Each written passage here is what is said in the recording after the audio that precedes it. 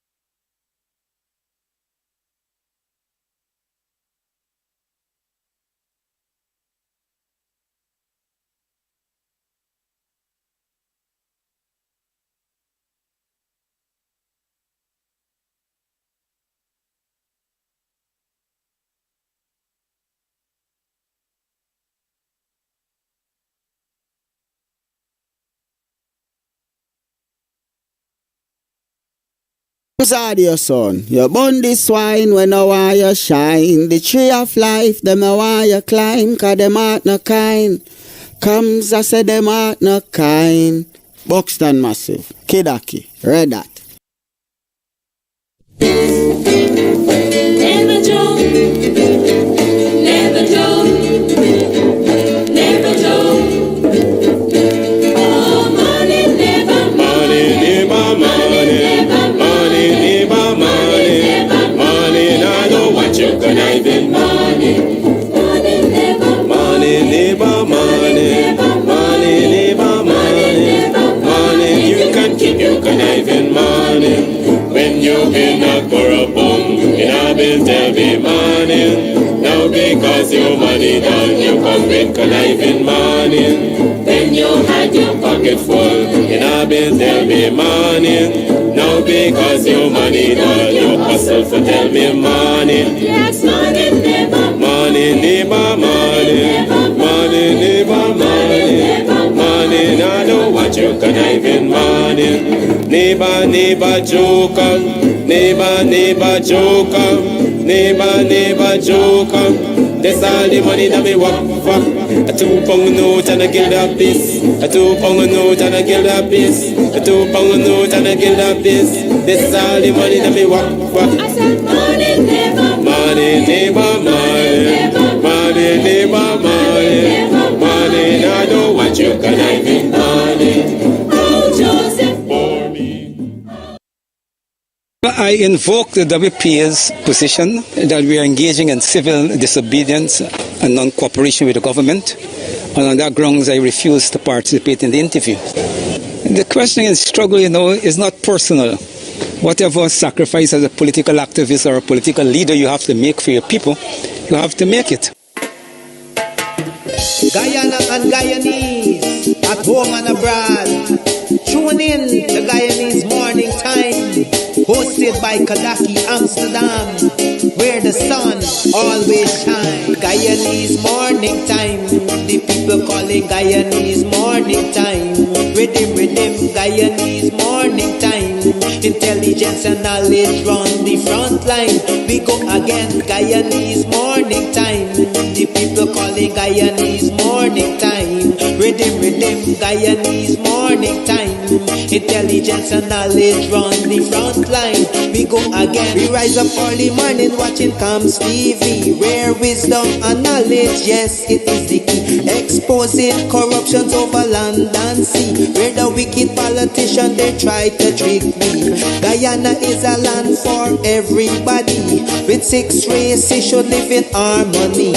Is one set of people getting oil money. Is one set of people doing the thievery. Guyanese morning time. The people calling Guyanese morning time. Rhythm, Guyanese morning time. Intelligence and knowledge run the front line. We go again, Guyanese morning time. The people calling Guyanese morning time. Rhythm, Guyanese morning time. Intelligence and knowledge run the front line. We go again. This is a program that you all can see, sharing your views and your integrity. Like it, comment and share it all around. Pass it to your neighbor, safe and sound. A sad situation going on in this town. The voice of the people is getting trampled down. Out of the mouths of babes and sucklings, which has ordained me to sing. I sing Guyanese morning time. The people calling Guyanese morning time. Rhythm, Guyanese morning time. Intelligence and knowledge run the front line. We go again, Guyanese morning time. The people calling Guyanese morning time. Rhythm, Guyanese morning time.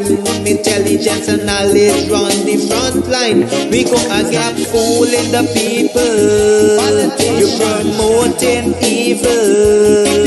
Stop lying to the people. You are a part of the cycle. Stop fooling people. You're promoting evil.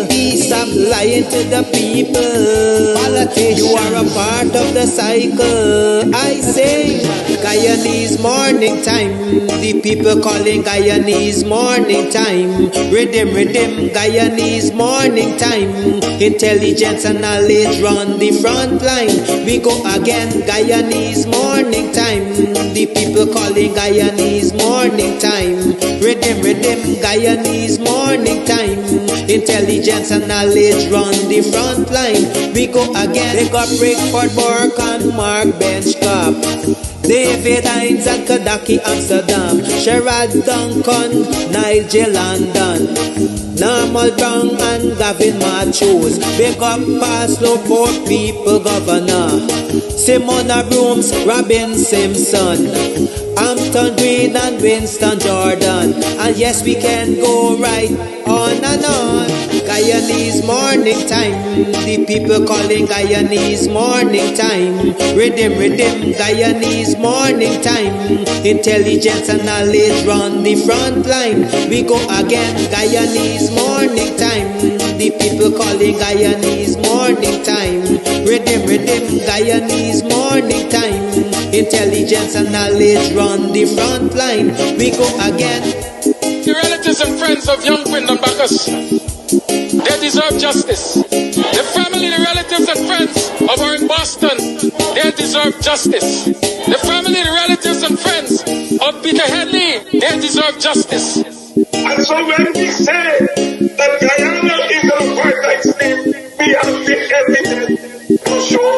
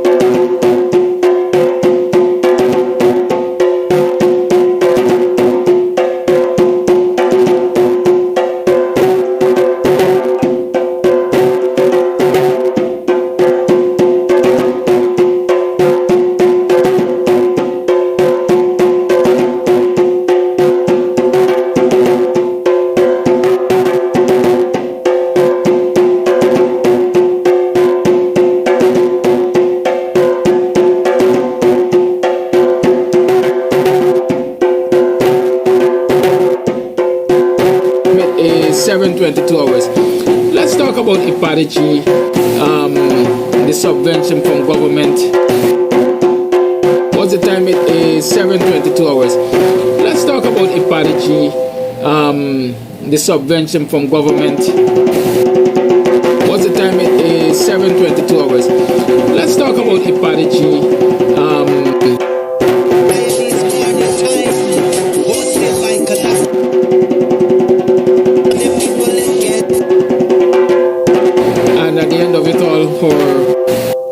And at the end of it all, her mobile phone was taken by the authorities. What many people perhaps did not know. Y'all know what I'm saying? Thank you to one of our usual resourceful persons. Yes.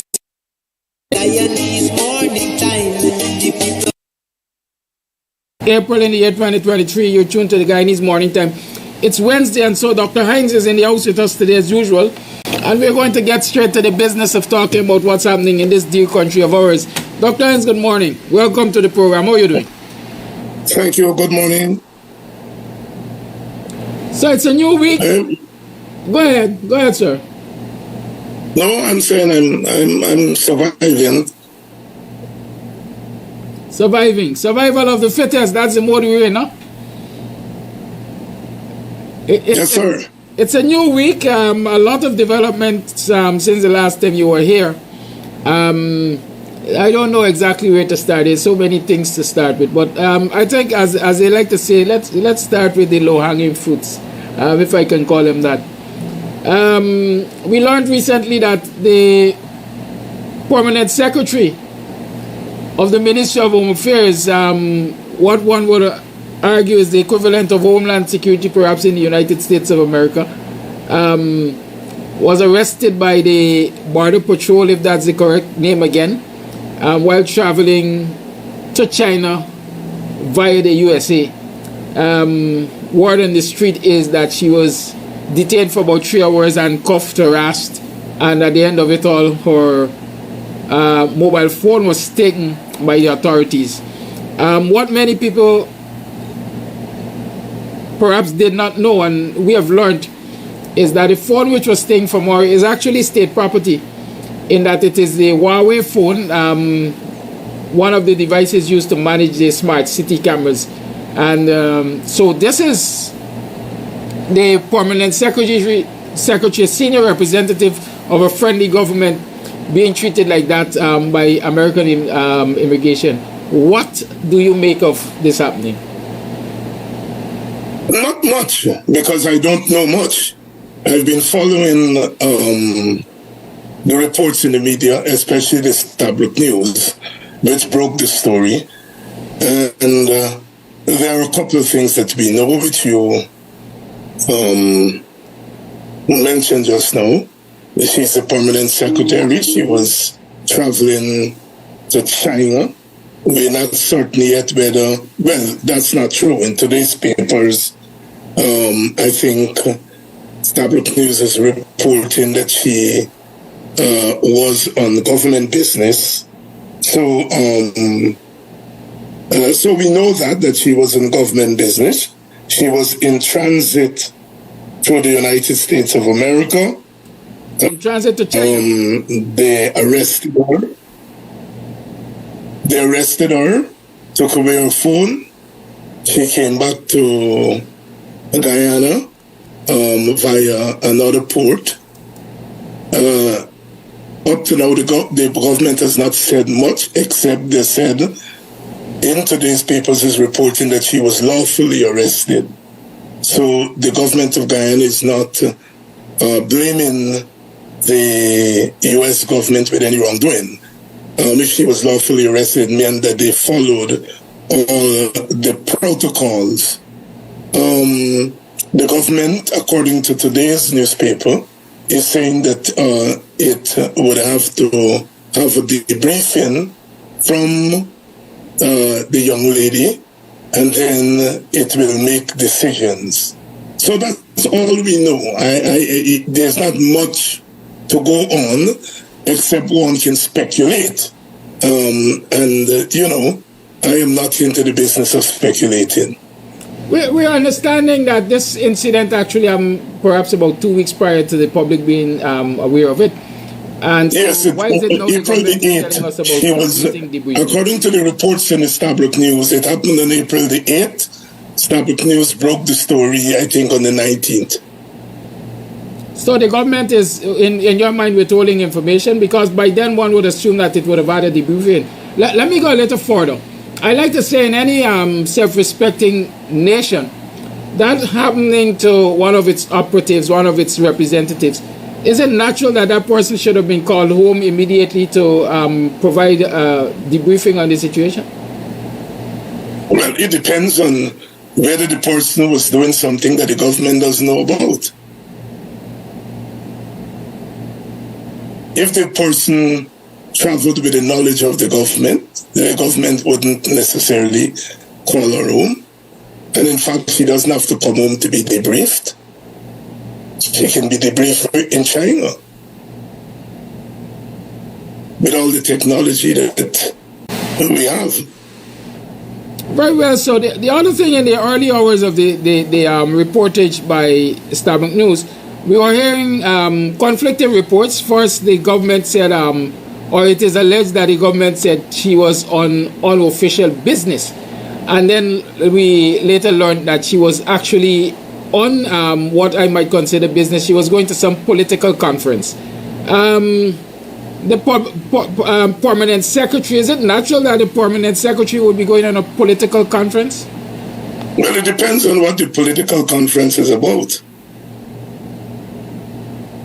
If it has something that has to do with her job, then that is official duty.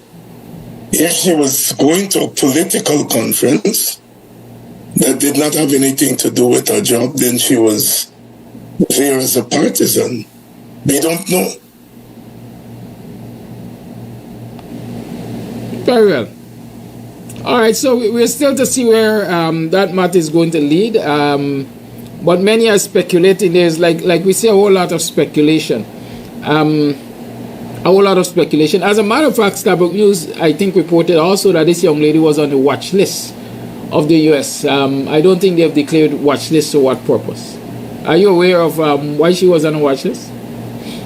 No, I have absolutely no information. I've been following the story in the Stabroek News. Okay, very well. Let's talk now, Dr. Hines, about what's the time? It is 7:22 hours. Let's talk about APARTHEID, the subvention from government, the declaration by Anil Nandlal, I think last week, that while they are in court with APARTHEID over the last year's subvention, it is their belief, I'm saying it is their belief, that the subvention for 2023 is not in contention and is not before the court. And Anil Nandlal declared that the government therefore will take that subvention and give it to individual member organizations, founding members, as I think he declared, of APARTHEID. What we might have considered a threat then is now being actioned. I have seen a letter written to the individual membership of APARTHEID, African Cultural Organizations. Basically, the letter was dated the 17th, and it requested of these organizations to submit proposals by the 20th. In keeping with the declared goals of the International Decade for People of African Descent, submit proposals by the 20th. The letter also indicated that the individual members of the organization will receive equal sums from the disbursement, from the quote-unquote subvention. I also saw a letter, well, that was a letter to the editor from APARTHEID saying APARTHEID is not going to stand in the way of its individual members receiving cash grants from the government. But as far as they are aware, the subvention of the government, subvention of APARTHEID is not what is going to be used to make that payment, if I am paraphrasing correctly.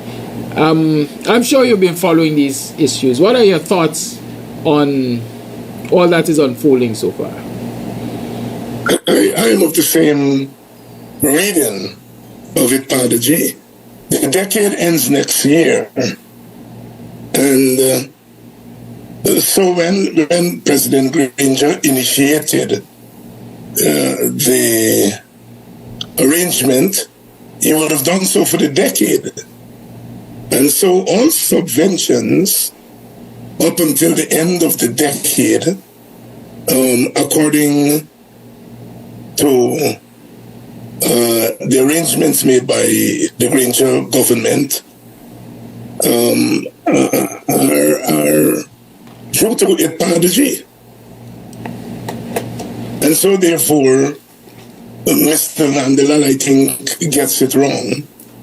Whether he is doing so knowingly or unknowingly is a matter for him to say.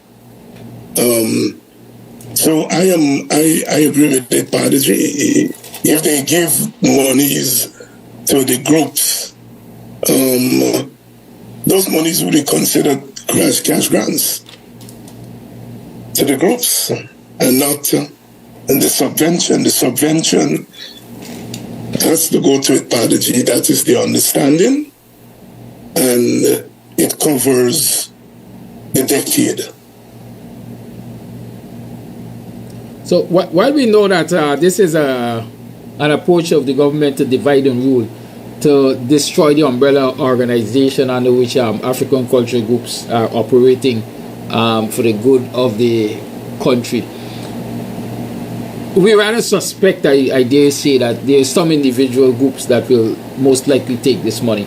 It was one of your recommendations when we first discussed this, that perhaps they should take the money but hand it over to Ipadeji, so that Ipadeji can continue its line of march. Given the position that Ipadeji has taken, that, listen, this is a cash grant to these groups, we really will not stand in the way of them taking their cash grants because we expect our subvention. What are your thoughts going forward? My thoughts on what? The position that they should hand over the money, take the money and hand it over to Ipadeji. If they want to do so, they should do so. Nothing stops a group from giving the money as a donation to Ipadeji. You see, there are two things here. One has to go behind what the government is doing. The government wants to bypass, and it has done so, bypass the representatives of African Guyanese, whether those representatives be elected representatives or civil society representatives. So that's one. And secondly, it is engaged in a subtle form of racism. Because what it is doing, it is tempting the community to act like beggars. It goes under the guise of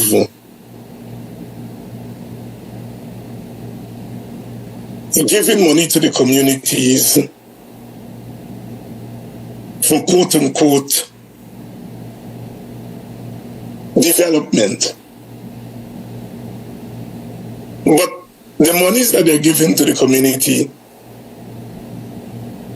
are not monies that could be used for any form of development. So they're grants, they're cash grants. And so what they're doing is that they're playing on the neediness of people.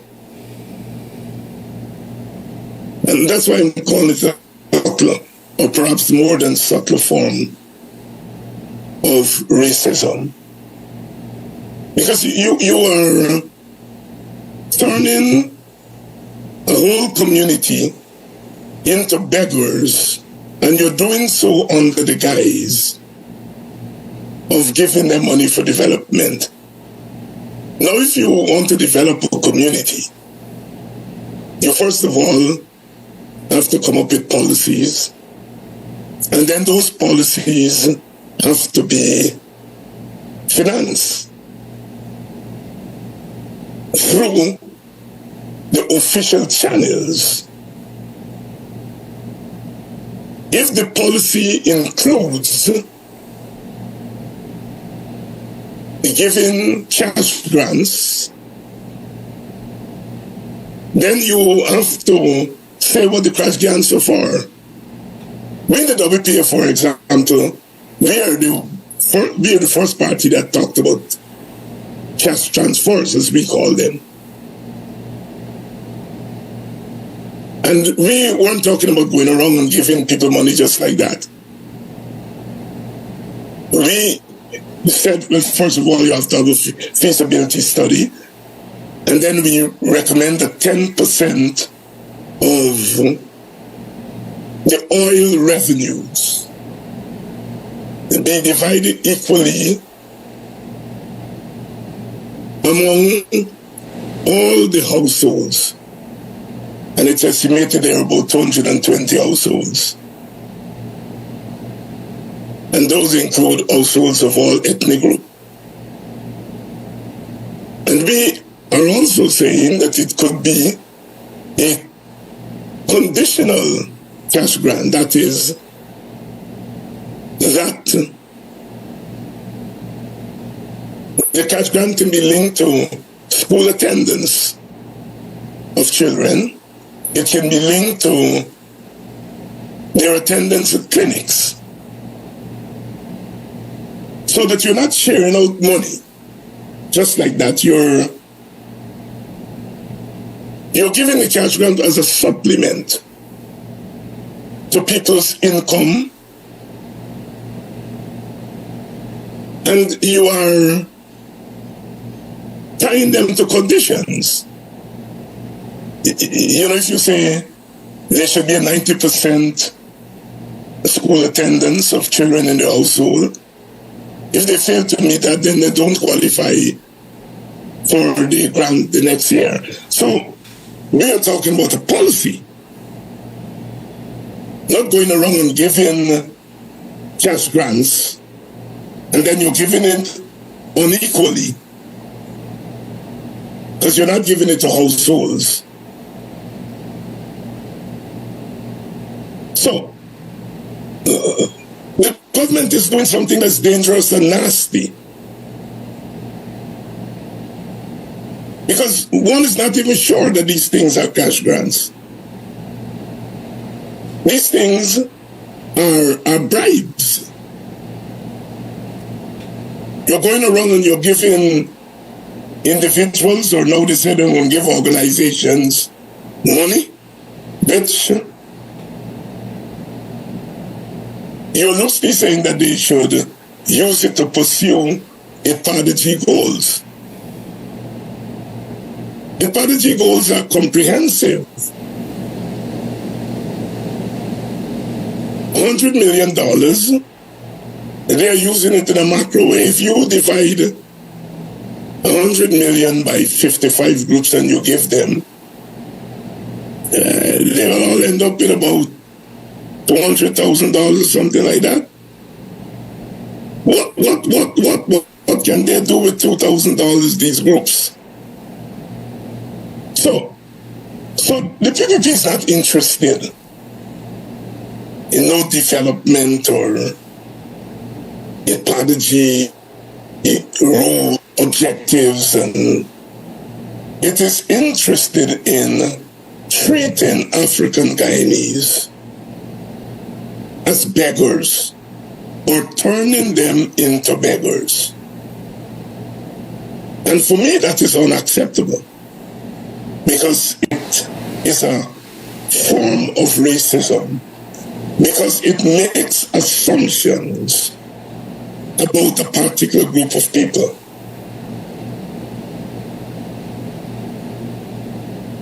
That, you know, these people are needy. These people are going to choose money over principle.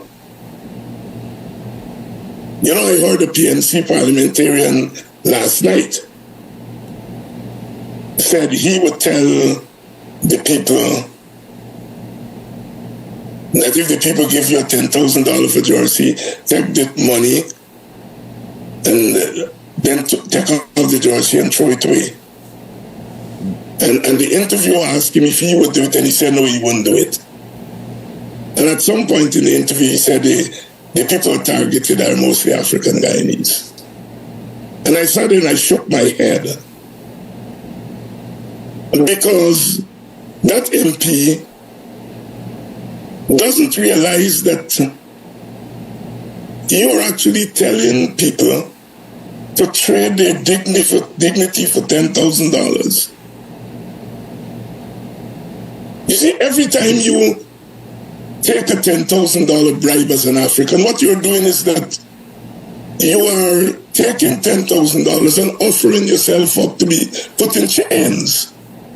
And that MP, and I don't blame the MP, it is not his business to think through these things and to think through the cultural effect, the ethnic effect this is having on a community in the long term. That is why we must stop it. Because you're asking people to take $10,000 in exchange for a chain around their feet and their minds. Now, if a government comes with a policy that is aimed at developing the community, and that policy entails giving some amount of cash to people, fine, I have no problem with that. Absolutely no problem with that. If the government devises a cash transfer program, then fine. But if you're going in and giving people $10,000, $20,000, $30,000, you're really asking people to sell their dignity, to make a choice between their dignity and $20,000, $30,000. I grew up in a community that was poor as it is today. They probably was more poorer back then. And I grew up hearing people in the village say, "Mina like beg." As poor as me is, Mina like beg. And what those words meant was that I got pride and dignity. And I grew up with that pride and dignity. And I think what the PPP is doing is that as a matter of political approach in pursuit of dominance is to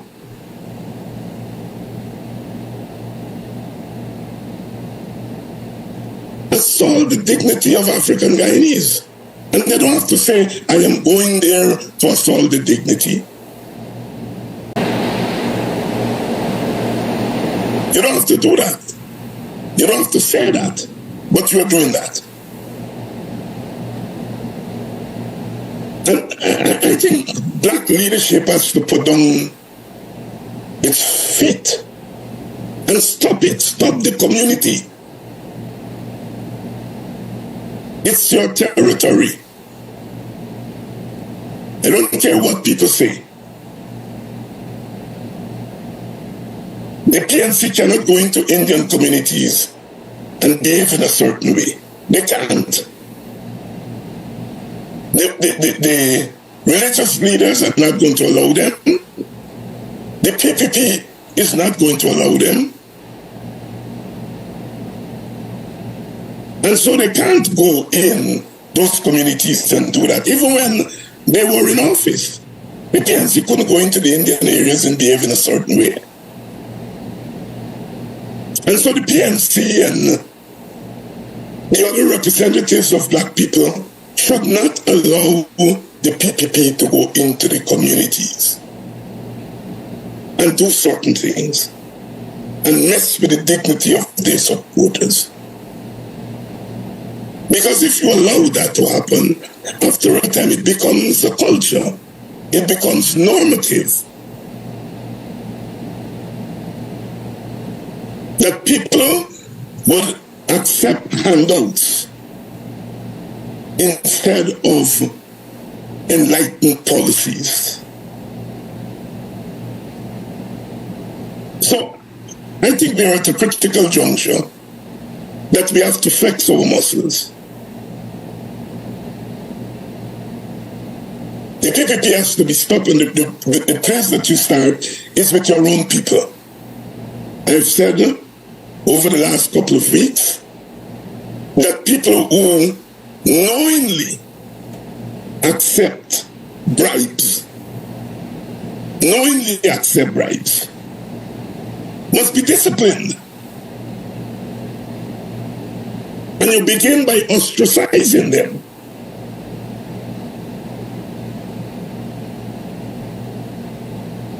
The Indian community makes no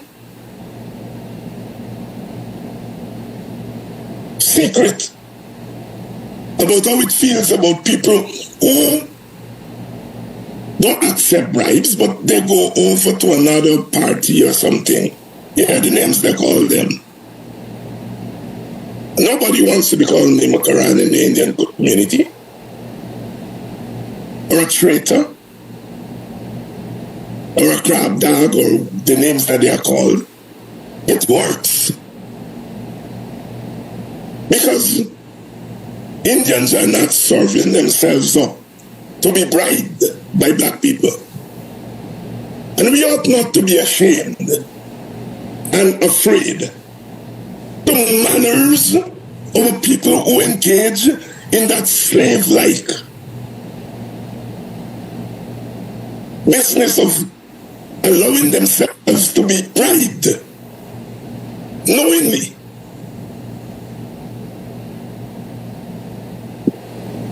They must pay a price.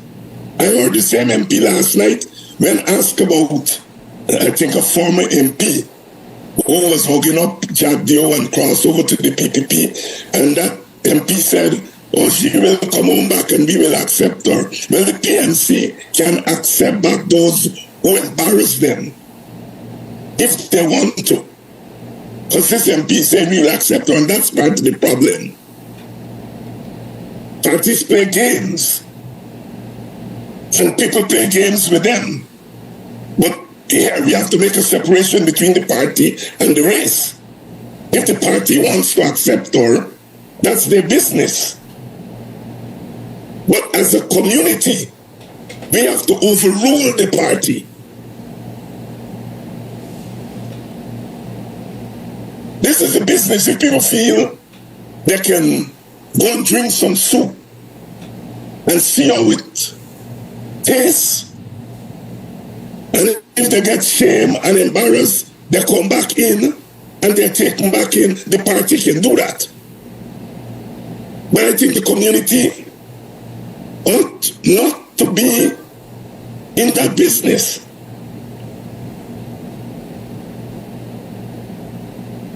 We are at a critical juncture in our country's history. The PPP has started to realign the politics and society of our country. And by the time that realignment is finished, if it's not stopped now, by the time it's finished, we are going to be sorry. Because the more entrenched a dictatorship becomes, the more difficult it is to uproot that dictatorship.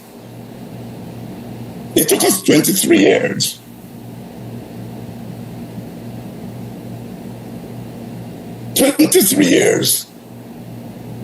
to uproot the last PPP government. 23 years. And they didn't have the kind of money and resources and resolve that they have now. People are playing around.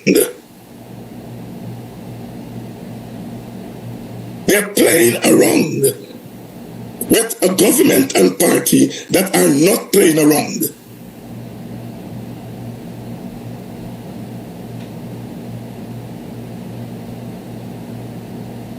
Thank you.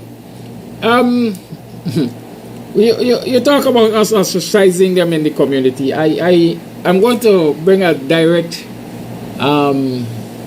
what should I say, exhibit to you on this issue of taking the PPP's money. You said this MP, for example, say they will take people, encourage people to take the money and then do what they have to do. As I would say, to benefit the opposition. I have been arguing, and I continue to argue, that the PPP might very well expect them to take the money, and then come election they vote differently. But what the PPP is buying is influence. Because when they go into the communities in particular, and they look at perhaps people who, youngsters especially, look up to as leaders, role models and things, and they get them to wear a PPP t-shirt at whatever cost. They say a picture tells 1,000 words. Here is a picture of two leading members of the BUXTONIAN community. I consider them leading. Robin Phillips has been in the BUXTONIAN community as a coach, teacher, etc. For quite a while. And then there's this young man they call Tari. I know him as Kofi McDonald, who again has been working among young people. He is a promoter, a keeper, if I can say that, of the maypole tradition, pole plaiting tradition. These are two people who have access to young people. And they're seen wearing the PPP's jersey. Some people say because according to them they got to eat the food at 10,000 or 20,000.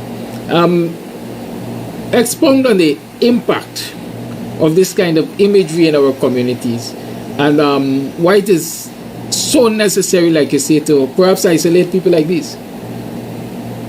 No, first of all, I don't want, you mentioned two people's names, and I don't want to get in to individuals, because I don't want to be interpreted that I am telling people to go and harass named individuals.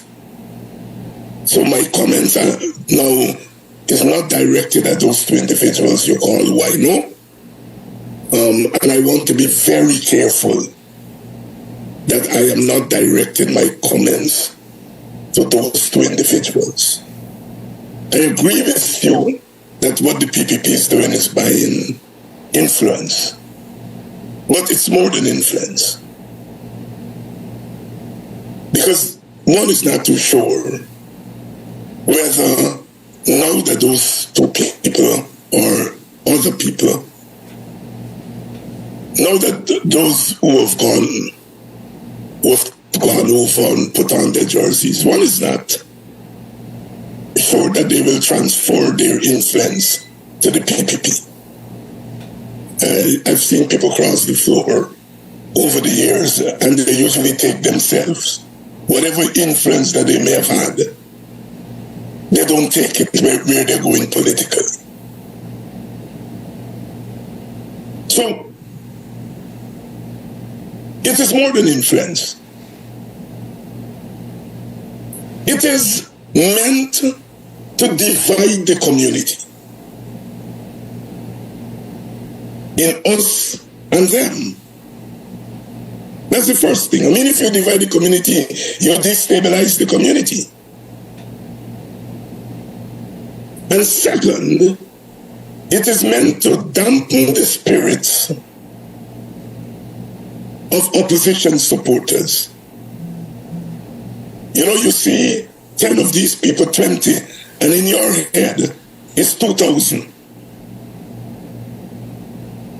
And so it goes beyond influence to divide and conquer. And also the optics and its impact it would have on the confidence of opposition supporters, in particular African Guyanese.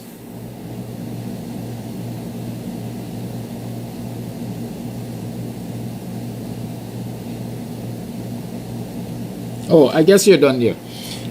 All right. Yeah. As I continue to talk about buying influence, and we have always warned of the dangers of the access of the kind of money, or dangers of the way the kinds of money the PPP has access to will be used to buy influence, to buy this, buy that, to pay off people and so on. Nomination day was last Monday. We saw all of the death coming out from the cemeteries and registering as candidates and nominators. We saw overseas-based citizens who have not been in this country for quite a while appearing in Guyana to sign nomination forms. We saw people who have never had a Guyana ID card signing as nominators and their Guyana ID card number attached and so on. The same kind of corrupt practices which we identified in the recount station in 2020. Many will argue that here is further evidence to support the claims of the coalition and those of us who were in the recount stations during the 5-month standoff with the 2020 elections. The evidence is right here. We saw Bart Jagdeo admitting basically that, look, we did take part in skullduggery. We are apologizing to this particular family whose dead mother was on the list. We learned recently that the PPP has now taken the approach of going into communities and offering the people whose signatures were forged a financial compensation to let bygones be bygones, let their names remain on the list, leave the forgery in place, and so that they can go ahead. What are the dangers? The dangers, first and foremost, of the police doing nothing about this situation, GCOM doing nothing about this situation. And if people were to take this $20,000 inducement,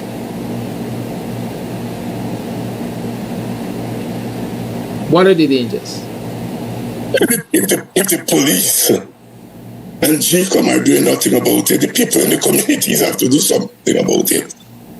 And the political party of the opposition that is contesting has to do something about it. I read the Demoral Raves report where Norton is threatening to take action, and I think that is quite encouraging, because the PNC obviously went into the election to defend its territory. But if it is seeing this level of malpractice at the opening bell, and it is seeing GCOM's standoff position and the police standoff position, then that's a clear indication that both GCOM and the police will allow rigging to take place at a higher scale. So that when the PPP said that it is confident it will win Georgetown and it will win this and win that, it is now becoming clear that part of the plan is to rig. The challenge now is that having seen this early rigging and knowing that you have a voters list which is a prize to riggers. If I were the PNC, in the face of the police not acting. Not. The police acted under the APNU, AFC. When reports were made to them about people not being in the country and they voted, the police acted. They provided the information. And if you remember, Nandalan asked GCOM to provide him with that information. He got information months ago. And people thought at that time they were going to move to discipline people in the police force who gave that information. They haven't done so. So it is not that like the police never acted on these matters. It acted. And the question, how did it act under the APNUFC and it's not acting now? And so the PPP, the PNC, has every right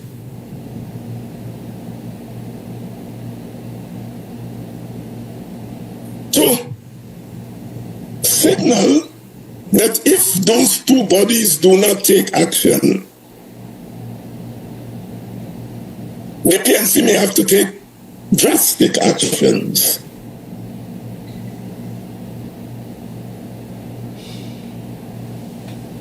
We can't have an election in which we are seeing the rigging from day one. Massive rigging already. And the authorities are not taking action and go and put your neck on a guillotine.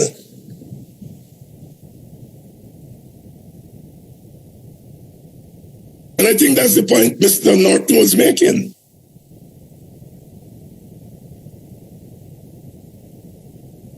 That it is clear that these people intend to rig the hell out of those elections. And it poses a serious question as to whether the opposition, in the face of this situation, should go ahead with elections. I think it poses the question. It poses a serious question. And as a matter of fact, that question which it poses is in my mind a question that the WP has answered or attempted to answer even before these fraudulent practices were uncovered on nomination day. The WPA's position was that these elections are likely to be severely rigged given the stance at GCOM. And the elections really and truly, the election day should be used as a day of resistance, especially by African Guyanese. Has there been a change on that position? I mentioned just the other day, I think it was GHK Lal who I heard on your program saying he is believing more and more that the WPA's position is the right one.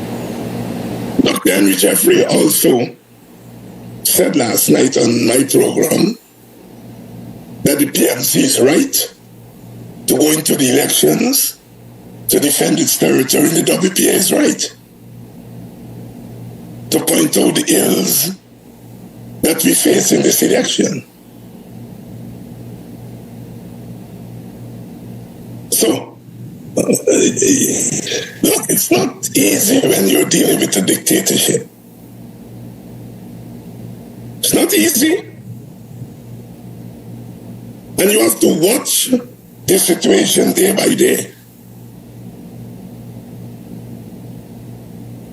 A dictatorship indeed, and perhaps a police state.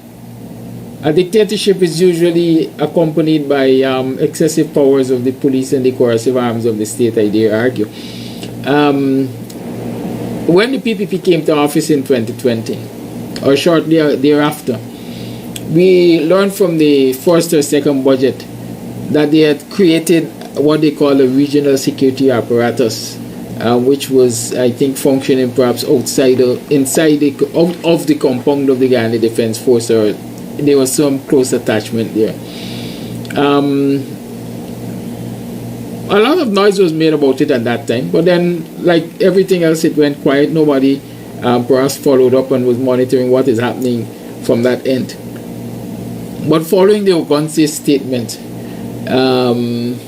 about the Army and Police being predominantly African Guyanese, or his reported speech, let me say that, and calling on the police and soldiers and so on to turn their guns in the right direction. Shortly after, just yesterday, as a matter of fact, I think, a bill was laid in the National Assembly for what I call another spy agency, some kind of intelligence agency being established by the government to monitor. One of the frightening things in that bill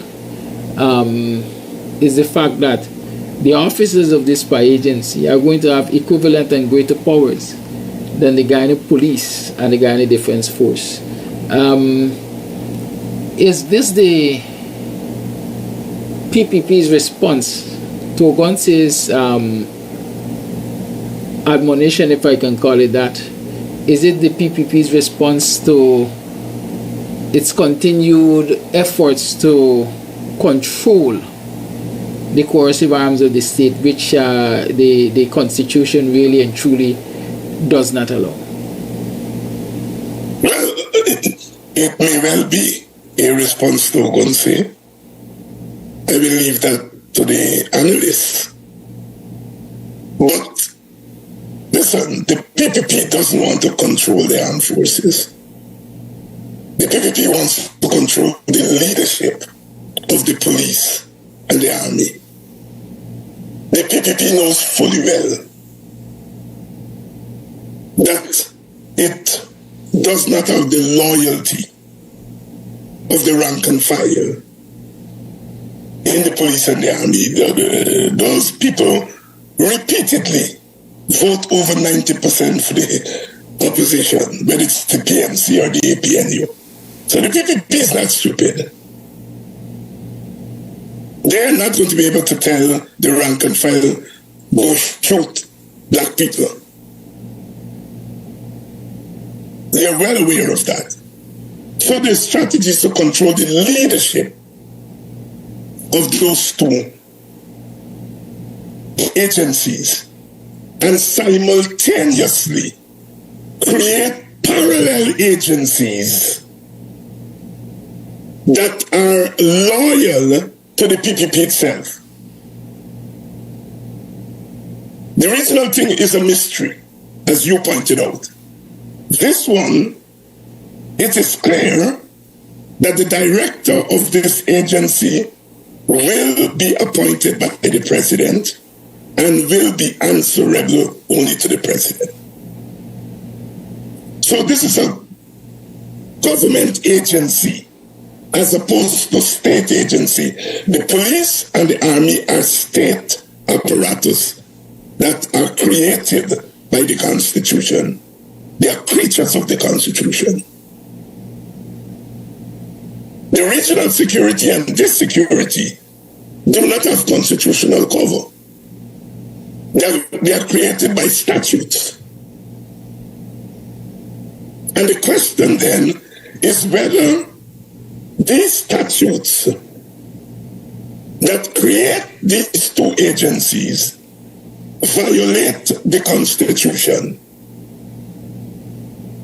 If you have two constitutional bodies, the army and police, and then you're creating two other bodies with the same power, the head of the security force is going to have the same power as the commissioner and the chief of staff, the chairman of the chief of staff of the army.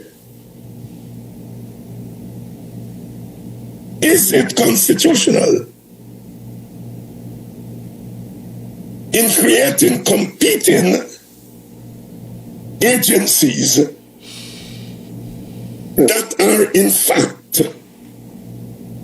government agencies as opposed to state agencies. So the strategy of controlling the leadership of the constitutional bodies and simultaneously creating other bodies with similar power. The spy, this new top spy, will be able to spy on the army and the police.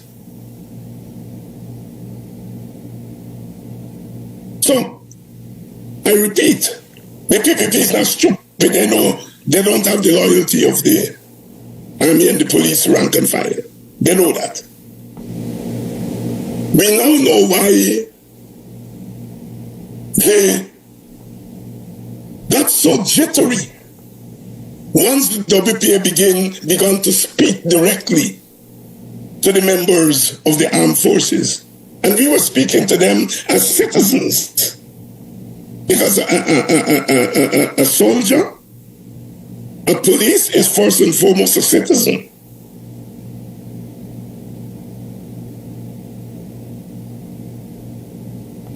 And they don't lose their ethnicity when they go in the army or when they go in the police force.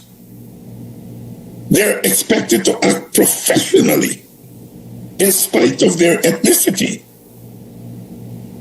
To act in a neutral way.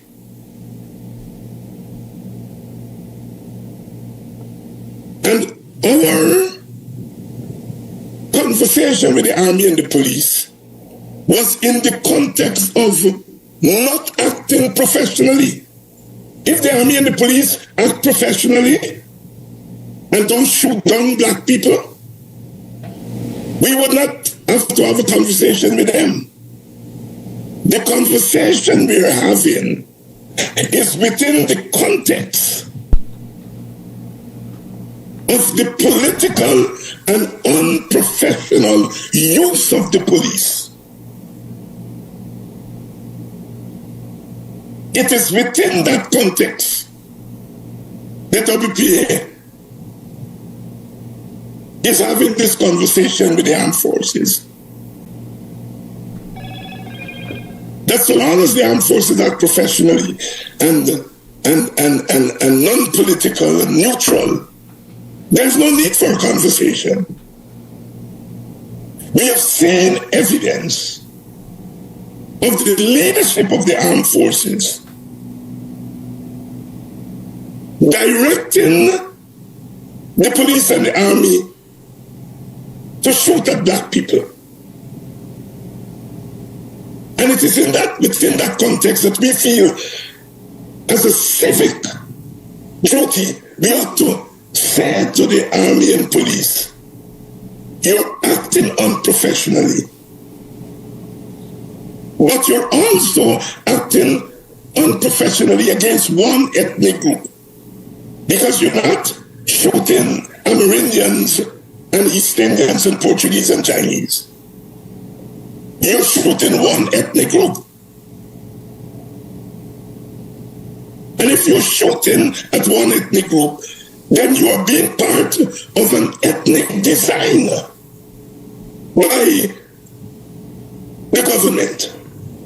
And it is within that context that we are speaking to those brothers and sisters in uniform. Back into the barracks, we are telling them, when Ogunse said, turn your guns away. Turn your guns back to the barracks. People think we are saying turn the guns to the government. Some people say we are saying turn the guns to Indians. They can't make up their mind because both of them are lying. Some of them are saying, well, you know, my brother Kit said, well, it says turn your guns to the government. Ogunse never say that. And then morning, neighbor, morning. Are you morning, neighbor, morning? How are are you doing, man? And welcome to another program of Guyanese Morning Time. It is 7 hours 27. I'm supposed to have a guest on the program today. I wonder where he is. Yes, I'm supposed to have a guest on the program. Today, I promise you, we're going to talk about some madness at the Ministry of Education. Madness at the Ministry of Education. But all in all, we got madness in this entire country. But let me inquire, how have you been? How you passed your last night, your yesterday, your last evening, your early morning? How did you make out? What happened that was of significance yesterday? You know, y'all expect me to come every morning and share with you and so on, but y'all don't want to share with me, man. What happened is a one-way street. We have find out that the nation needs to know. Let's talk about that this morning. What have you found out that the nation needs to know? Emily Durant, good morning. I don't think I call on Emily often enough. Everybody knows Rwanda. Everybody knows Rwanda. Because Rwanda is always up front there. But I'm encouraging you now, when you think of Rwanda, imagine Emily at her side. Emily is Rwanda's ride or die. And Emily, you know, from the time I started activism recently in front of GCOM and so on, Emily has always been there. If she couldn't be there, she would call and say, Mr. Amsterdam, I can't come this morning, XYZ. Right? So when y'all think it's Rwanda alone got my back, Emily and a lot of other people got my back, you know. Ebon Lamy, how you do, girl? Yes, how you do? Part of the thing, though, and it's always a failure on my part. I am very, very poor at remembering names. I gotta see face. Right? I'm poor. You know, they say, if somebody introduces his or herself to you, and you want to remember that person's name, use it right away. Hi, I'm Tom. Hi, Tom. How you doing? I'm Kidaki. They say it sticks, but I don't know. Names don't stick with me. Right? Names don't stick with me, honestly. So all those people who have been out there on the protest, week in, week out, day in, day out, rain, sun, and shine, and so on. Big up yourself. Take a big up this morning from the BUXTONIAN Kidaki Amsterdam. I really appreciate your continued support and efforts. I really, really do. Even when I'm not out there on the protests, I know you folks go out there and you do what you have to do. Big up yourself, like I said. We need to honor our heroes and sheroes. And so from this morning, I'm going to try to remember the names and so on of those people who are usually out there and get them a little big up and thing. Like Emily Durant. I just recognize Emily Durant's name. And so big up yourself, Emily. We got a Rastaman. Rastaman, we're going on by. I'm not talking about my sidekick, as I usually say. Big up yourself, Cummins. I know we're going on, but big up yourself. I know you're listening to the program, definitely. And we got another Rastaman that is over the river. I got his name, you know, but I ain't gonna call his name for now. But these are people who have been, as a matter of fact, thinking back, these are some of the people who got arrested with me on the very first time I decided, listen, this nonsense y'all doing at the Square of the Revolution ain't making sense. Let me go in front of prayer office. Y'all remember that? The first time in recent times that I got arrested for protesting in front of prayer's office on Brickdam. Yeah, a lot of these people who stood by my side through the protests and so on at GCOM and thing were actually there from the inception. You know, they got locked up with me, so they're really, really ride and die. Trust me. Right? They really, really ride and die. Every now and again, one of them would give me a phone call and check me out and say, Rastaman called me the other day. He said, Mr. Amsterdam, man, what's going on, man? This man have been giving me a headache, you know. This man got me pressure up and down. Right? Because I don't understand how this man doing anyhow. Cherilyn Williams said that I don't ever call her name. I wonder why I don't call your name Cherilyn. I know some of y'all got some jealous husbands too, you know, so I don't want to get myself in trouble. I just tantalizing there. Anyhow, but like I'm saying, big up yourself, Bonita and so on. Big up yourself. It's 7:30, 2 hours. I am getting some technical difficulties. I don't know. Like for example, I see like I'm frozen right now on screen, but as I see my audio is going out, which means that you are hearing me. I don't know what's happening in terms of you seeing me and seeing me properly, right? And this good. We're back together. We're back. At least I look mobile now. Yes. Sometimes this really takes away from me. Ramesh Ramcharan, I don't know who your mother is or your father is. But just go and look for your mother and father this morning, man. Yeah? Let's tell you what's happening. The PPP and their latrine crappos, when they going get tough, and I'll tell you, I got tremendous respect for the PPP for that, you know. The PPP has no patriotic bone in the body. The PPP is about the PPP. The PPP would adopt a scorched the earth policy. If we can't get it, broke it up, burn it down. And so when I come on this program in many mornings and I say, listen, this thing you're working like we broke it up. All I usually am doing is adapting the PPP stance because that is what the PPP is about. Good? And so when you see them come out this morning, all kind of new names are seeing Ramesh Ramcharan and all of them. I don't know. Ramesh, I'd like to meet your parents to see what they look like. Right. All of them, when they come out this morning, you know what they're coming to do? They're trying to distract. And I usually will tell you viewers on the program, don't let these latrine crappos distract you. We are more intellectually adept. We are intellectually lazy. We are more functionally literate than they are. And so don't let them distract us. But when they come here, that's their purpose, to distract us from what is pressing the PPP. In this current time as we speak, what is pressing the PPP is the fact that we found them resurrecting the dead, healing the sick. We got people, what's the word?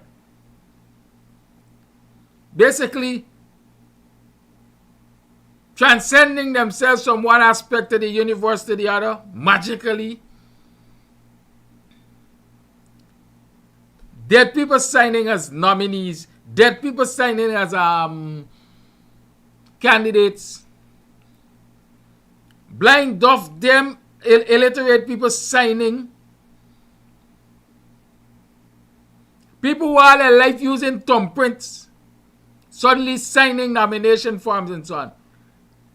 People who live in the US, Canada, and around the world and have not set foot on these lands since Noah was a boy are signing as nominators. The evidence is out there. The opposition is on the ball this time around. They found the evidence. We got Jack Dio apologizing on behalf of his party for using a dead woman's name. Apologize to her family. The evidence is out there. That is an admission of guilt.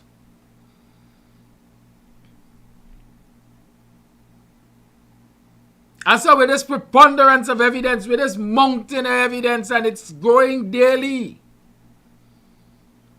they tried some damage control. One, they apologized and hoped that it would have been hushed up.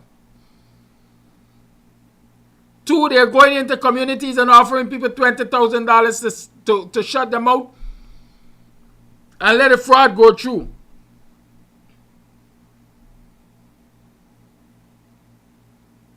And since they realize that that is not quieting people or stemming the flow of evidence, they decide, hey, we got to get distraction. What is the distraction? Bring out the COI report. Why bring out the COI report now? Because if you bring out the COI report from the kangaroo court that Infernali established with his friends and cronies and give them a whole set of Guyanese money, will say that the 2020 elections were rigged. They were, it has been established that the 2020 elections were rigged and who the riggers were and all of the efforts at rigging and so on. And it will absolve the PPP from blame, and it will put all the blame at the foot of the coalition and so on. And so we now have to take time to address that COI report. Well, let me tell you something. In my mind, that COI report is as wasteful and valueless as the paper it is written on. In my mind, that COI report ain't got no bearing on what we're talking about. Because like I said, when Shell Mohammed hired the lobbying company firm to investigate and pronounce on his character, who pays the piper cause it tune?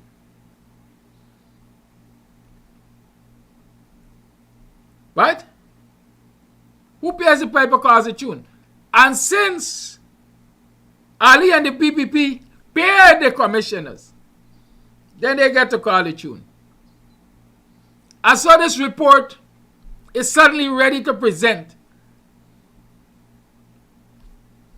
when they're faced with this whole mountain of evidence.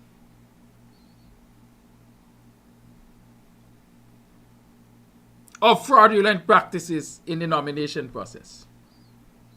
Well, we ain't got time with that.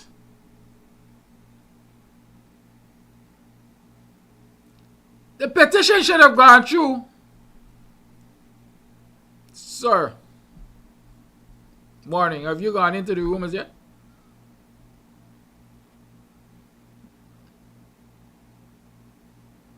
Well, what time is it now?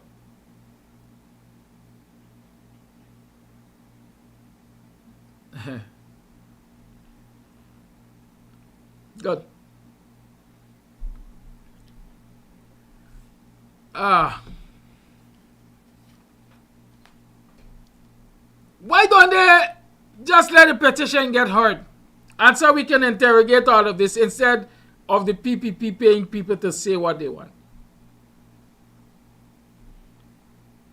Why not?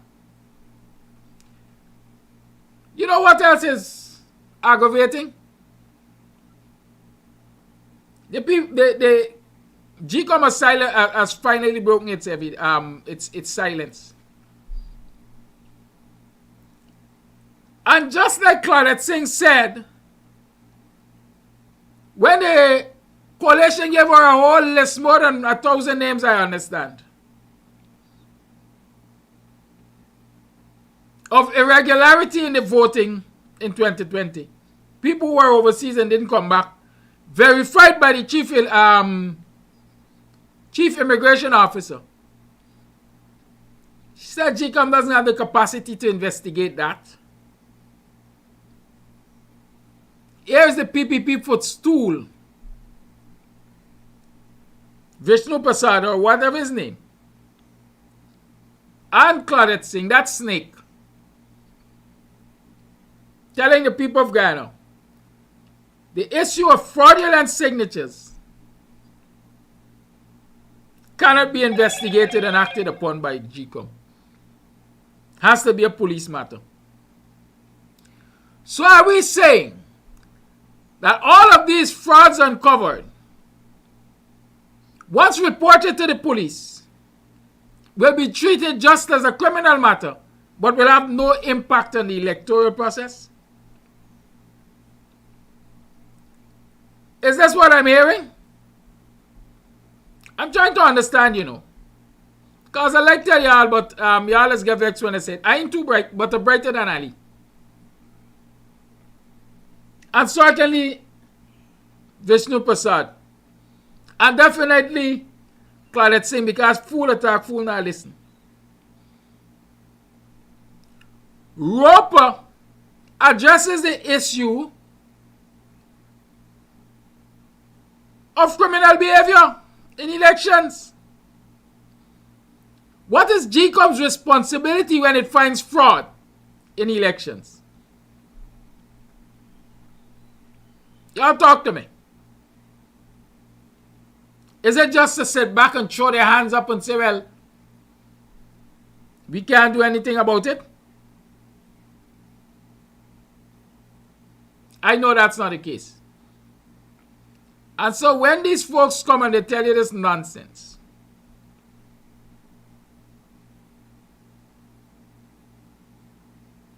just shoot them. Shoot them. You know, when you were in primary school, perhaps nursery school, and your friends come telling you things you don't want to hear, they say, well, fly not bother me and you know company.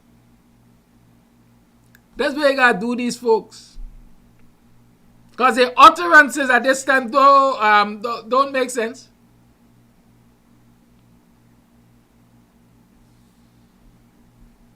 Right? The utterances at this time don't make sense.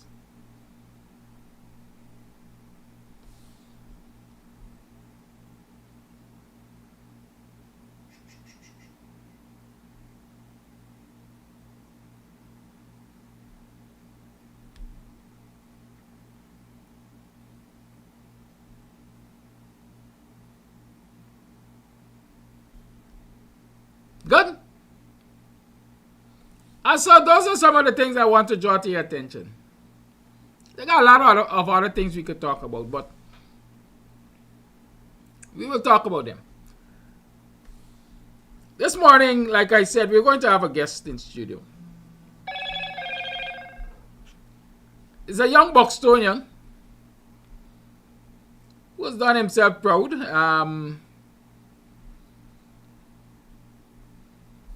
You know, they usually ask if anything good could come out of Nazareth, blah, blah, blah, blah, blah, and so on.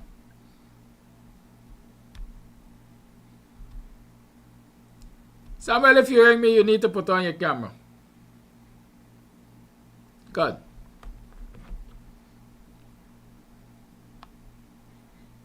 Must forgive me. Y'all know that I can be a very impatient man. Good. So when I have one expectation and it doesn't happen, I become very, very crotchety, old people say. Good. But I did say to you, we are going to be talking about some education matters this morning. And definitely, not only the bad, but the good and the ugly too. We are going to be talking about what's happening in the Ministry of Education,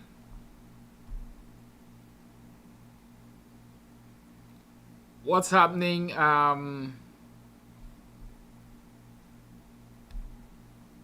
good with our students and so on. Good.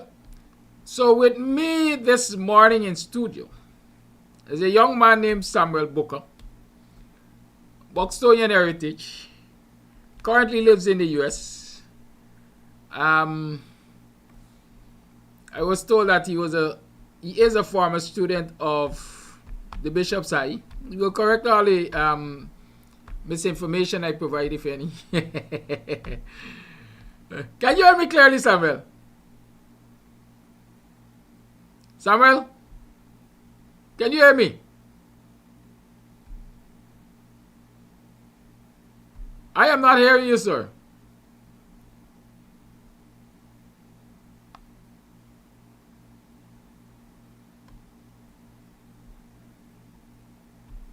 You can hear me now? Hello? Yes, I can hear you loud and clear now. Yes, I was saying that Samuel is a product of Buxton, former student. Yes. What we say, alumni, no? Of alumni, yeah, of Bishop's, the Bishop's High School. Now, when somebody approached me and told me about Samuel, immediately I started thinking about another Samuel. But then it was clarified. Oh, Hines? No, I was thinking about another Samuel Booker, to be exact, and that is where the confusion came. Yes, because there's another Samuel Booker who is doing Guyana proud. But we can talk about him later. He was at the last Carifta Games. Right? He is a product of a BHS too, but he is a product of Buxton Secondary. Right? Buxton High School. But let's talk about this, Samuel Booker.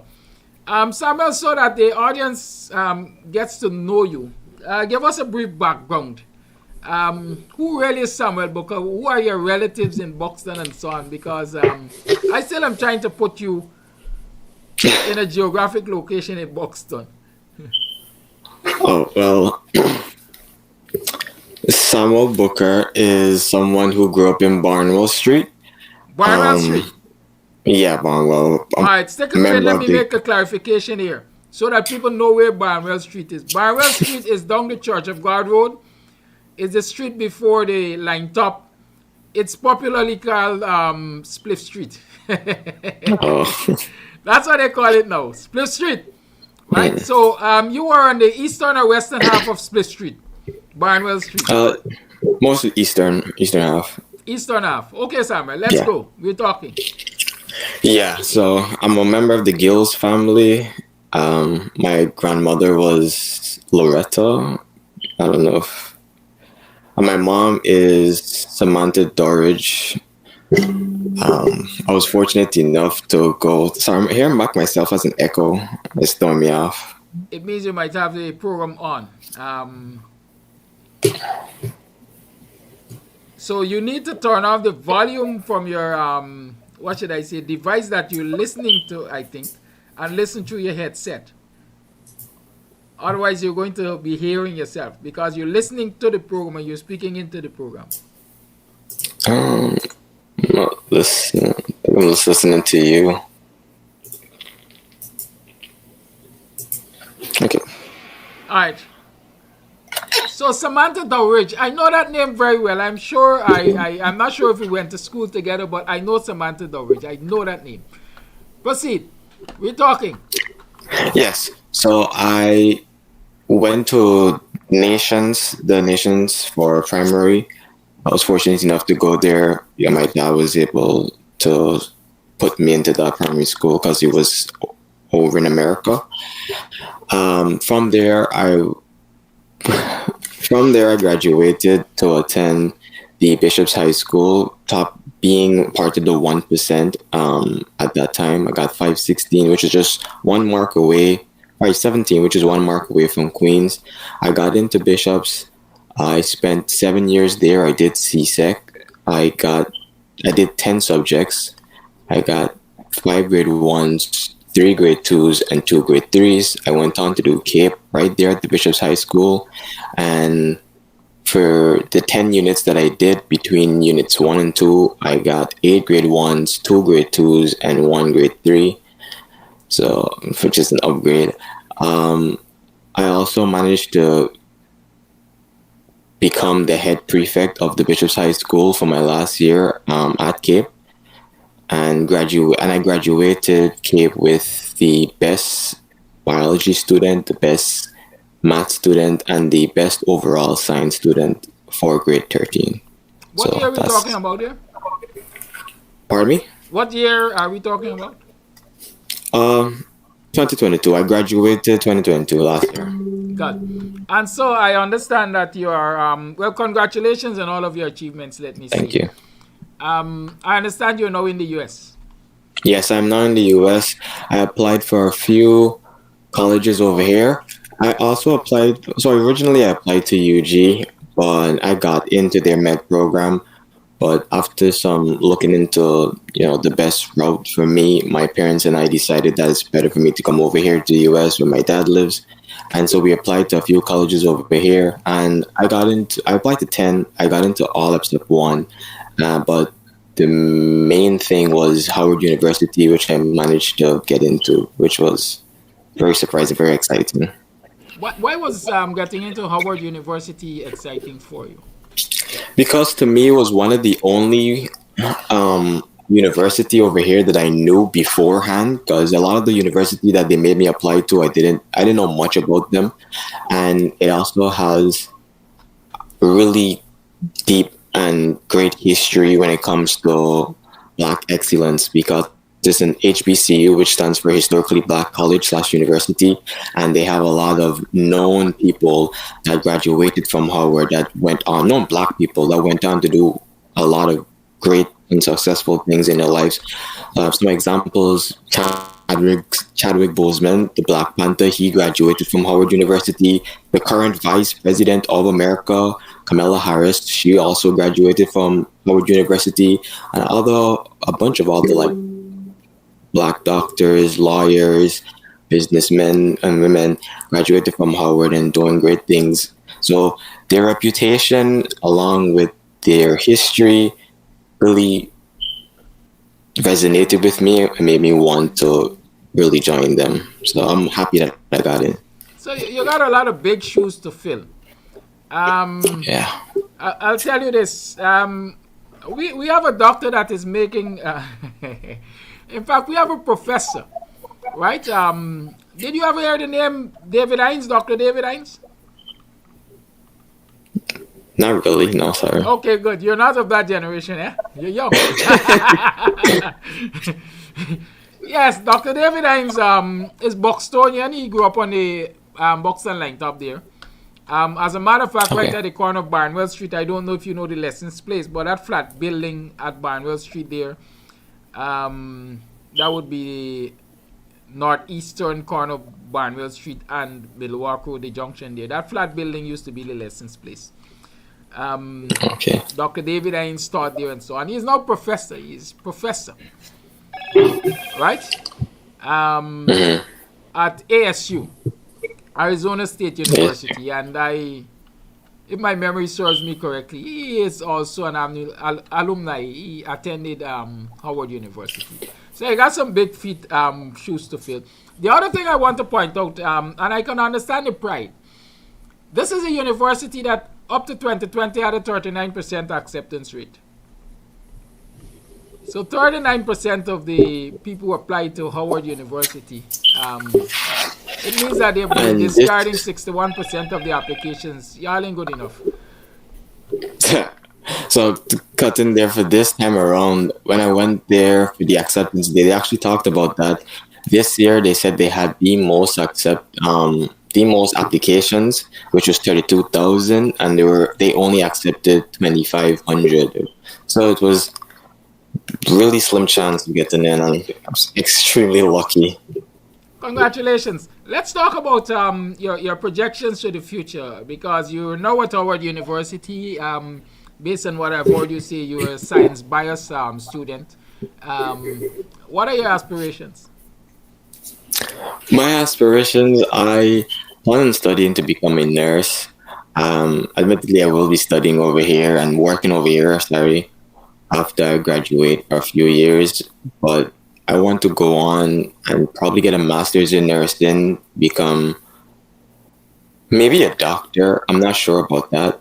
But I do want to, my end goal is to open a practice, whether it be a clinic, both over here and probably in Guyana. Well, I recognize the definitiveness in your intent to open a practice over there, but probably Guyana. I also recognize basically that you were saying, listen, it's not likely that I'm coming back to Guyana with this knowledge. Why not? I don't know. Okay. So there are a lot, admittedly, I guess some better opportunities over here. I will be coming back to Guyana for sure, but I don't know if I'm coming back with this knowledge to aid with the knowledge that I have. I will be trying to help, especially Buxton, around the community and so on in different ways, monetarily and so on. But in terms of nursing, I'm not sure. I'm mostly just focusing on applying for jobs and working in America. But I don't know what the future holds. So. Very well. Let me bring you back to Buxton a little. There must have been persons who influenced you in a positive way. What was your support system like in the village, and who are some of the people perhaps that assisted you on your journey? Just my support in the village is amazing. I think my two biggest support system I can think of is my family and my church. So, though I'm not a big church person, I do appreciate everybody at my church because I think they're one of the few people who nurtured me from young, gave me some of the confidence in participating in a lot of the stuff a lot of the events that they held there, built my character basically. And though they didn't help academically, mostly that came down to my family, especially my father, my brother, my cousins. They helped me a lot, like schoolwork and projects that I have to go through. My mom also helped me a great lot in getting me to relax when I needed to. She helped me, she cooked food and everything, so she'd give me all the food so my brain can work properly. But she understood that if she saw me slacking off, she would say, you have to go do this. She would be a perfect reminder and everything that keep me on track to where I need to go. So in terms of support, I have to say my family first, and I have to say my church second. Oh, which is your church? Which church are you referring to? The church on Middlewalk Road, Arundel Congregation. Oh, Arundel, missionary. Arundel, yeah. Yes, missionary. Yes. Good. That's one of the traditional. Arundel is among, if not the oldest church in Buxton. Mm-hmm. Right. That is one of the churches constructed by the ancestors after they bought the village and so on. So it is still working to help to fashion the life, if I can say that, of residents in this village. Something I wanted to ask you about. You mentioned your cousins. So I know for a fact that you did mention that you're an offspring of the Gills. Yes. You're an offspring of the Gills. And I don't know if you know him, but I think Corinne is a doctor now. Corinne Gill resides in one. I heard the name before. Right. I think he's a doctor now. We lived opposite the bakery. I'm sure you know the bakery shop. Yeah, man. Yes, he lived opposite the bakery. If I remember clearly, Corinne might have gone to Saints. I'm not sure, but definitely, Corinne is in one of the islands now, and I'm sure he's doctor. He's definitely in the medical field. So maybe some will argue that it runs through the family. You mentioned your mother, Samantha Dowridge. I didn't hear you mention the name of your father. Is he Buxtonian? No, my father is actually from. He has connections in Buxton. He grew up in Linden in the Valley. He came to Buxton in his 20s, I'm pretty sure. We lived for a couple of years. A lot of people in Buxton know him. Lloyd Booker. Every time he comes home and he walk around, he'd always stop and talk to like a million people. And yeah, so Lloyd Booker. I'll keep that name in mind. Maybe I cross so the Booker family in Buxton. Good. So it's now 8 o'clock here.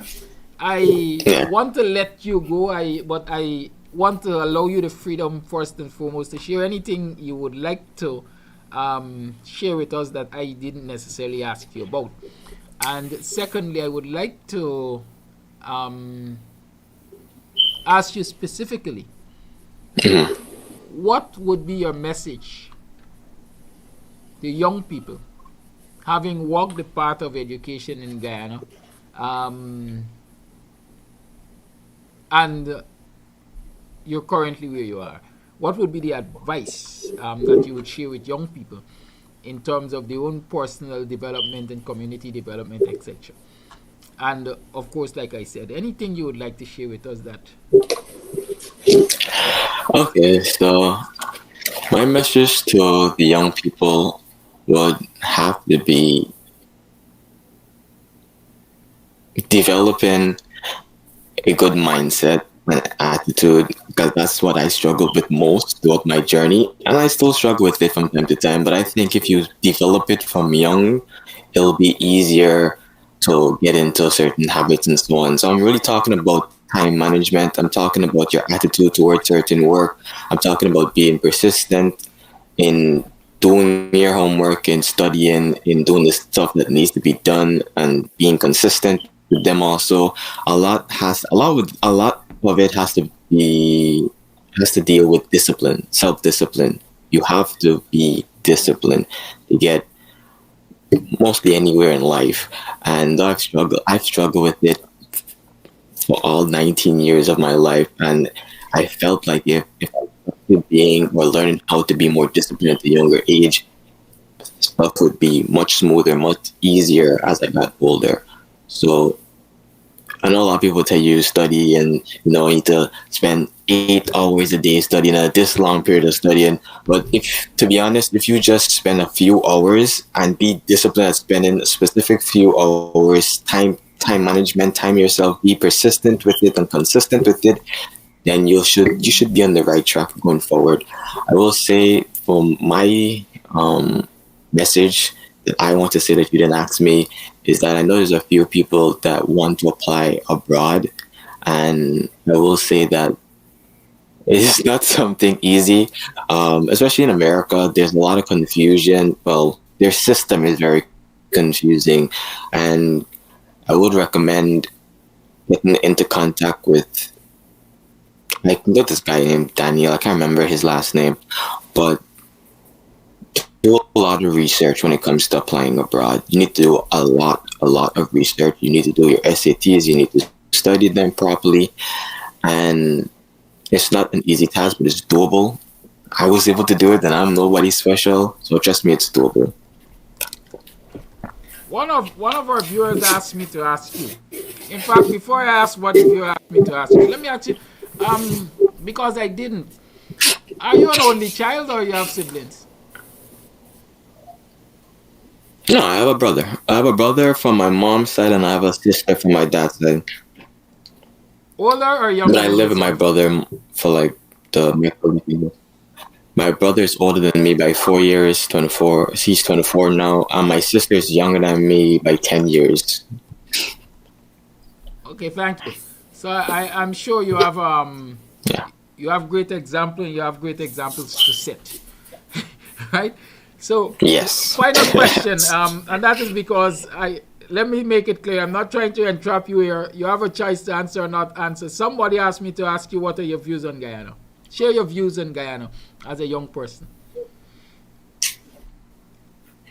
Okay, my views on Guyana as a young person. Admittedly, before I did Cape, I think that's another thing I want to chip in. So I really do think that more people should do Cape because they have a compulsory subject called Caribbean history that really opens your eyes to life in the Caribbean and the culture and the history to it. So before I did Cape and before I did that subject, my views on Guyana was a bit shaky. I felt like if I leaned a lot towards the Western view of things and Guyana so this and Guyana so that, but after reading the textbooks from Caribbean history, especially listening to some of the stuff that my teacher taught me, Miss Williams, I began to appreciate Guyana more and more, especially Buxton. I would walk around the place looking at certain things, looking at different places. I even went past the museum after, because I didn't know we had a museum. I even went past, I didn't get to go inside, but I went to check it out after I did all of this stuff at Cape. And now my views on Guyana is that it is a really, really nice place. Guyana is a beautiful place that just needs a push in the right direction when it comes to dealing with racism, I believe. That's one of our biggest problems. And if we can get that problem sorted, which is not an easy problem to sort, obviously, but if we could just get that single problem sorted, I see Guyana becoming one of the most powerful countries because, we have all the many resources. We have oil, we have gold, we have a beautiful forest, we have everything. Guyana have almost all the resources you can think of, but we don't have the people that can manage these resources properly. We don't have systems in place that could properly manage these resources and boost the economy. And that's just how I see it. It's a beautiful place, a beautiful country, rich history, diverse people, a lot of ethnicities, but we just don't have the right people. Thank you very much. Thank you very much, Samuel. You've certainly shared a lot with us. Here's a young man coming from Buxton, having gone through the journey. Is now in the United States of America. He is a student, or he has been accepted to attend Howard University. He's going to be pursuing studies in the medical field. And with regard to his views, he says, listen, Guyana is a beautiful place. We have everything, but we have a racism problem. Is that what I heard you say? Yeah, basically. We have everything, but we don't utilize it. Thank you, Samuel. Godspeed, best of luck in theater. We say break a leg. Best of luck. Thank you very much for the interview. Yes, feel free to stay in touch. Don't be a stranger.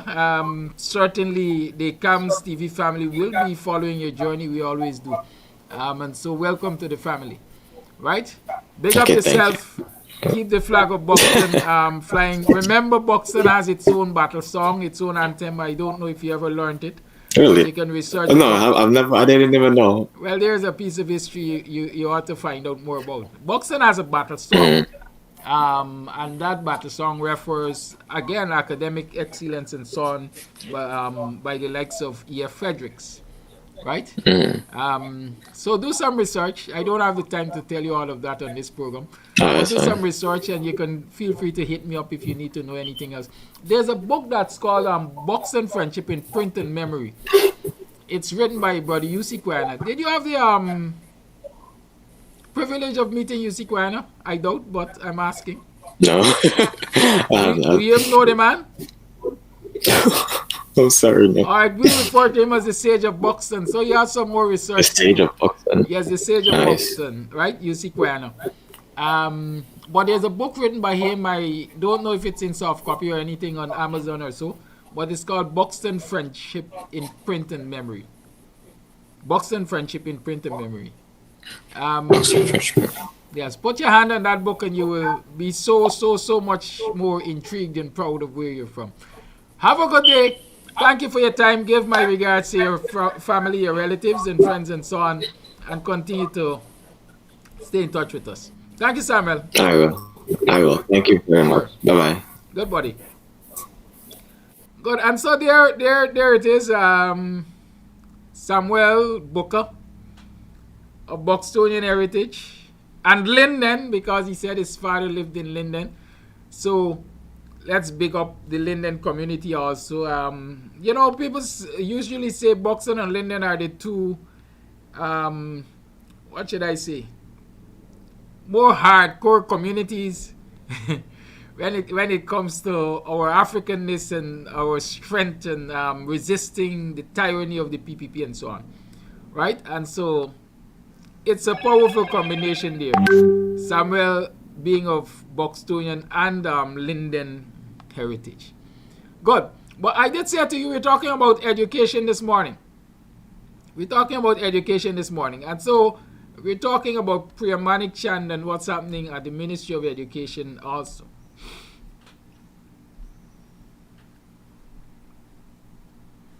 I don't know where to start. But let me tell you that in oil producing Guyana, in this day and age, there are schools without functional toilets for teachers and students. In this day and age, there are schools and many schools without functioning toilets for teachers and students. Even if the facility is there, the infrastructure is there, they're not functioning. Some schools, they're not flushing. Some schools, there is no water to flush them. Well, you saw the photograph I shared with you last week or some time ago about the state of toilet facilities at the state's hospital. So imagine what's happening in the schools. Can you imagine 16 female teachers having to use one toilet? 16 female teachers having to use one toilet in this day and age? Females, you know what the challenges are. I wouldn't even attempt to tell you what they are. But I understand what they are. And I understand the dangers of that. The Minister of Education, Priya Manik Chand, installed is also female. Is it that she doesn't understand the dangers, the inconvenience, the insult, or she doesn't care? Talk to me. Is it? Or she doesn't care?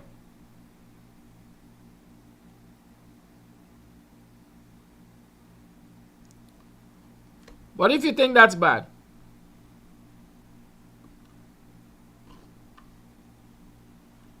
If you think that bad, Jenny's Booker claiming ownership to Samuel, you see? It's a Booker thing. We'll talk about that later though. If you think that's bad, let me tell you what's happening over at CPC. Since the installed government took office, teacher training became a problem. A big problem. Right? I am getting a big problem opening this file. Teacher training became a big problem. First and foremost, in their idle boasts about how many teachers they're going to train in 5 short years and so on, the enrollment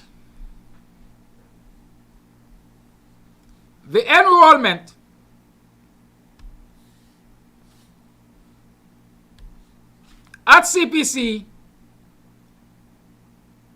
was more than the institution can handle. What did they do? They said, listen, we are going to train these teachers online. So teacher training is being done online. Y'all ever heard about a platform called Moodle? Moodle was used by the University of Guyana and so on. Still being used by the University of Guyana as far as I know. So they said they're going to train them online.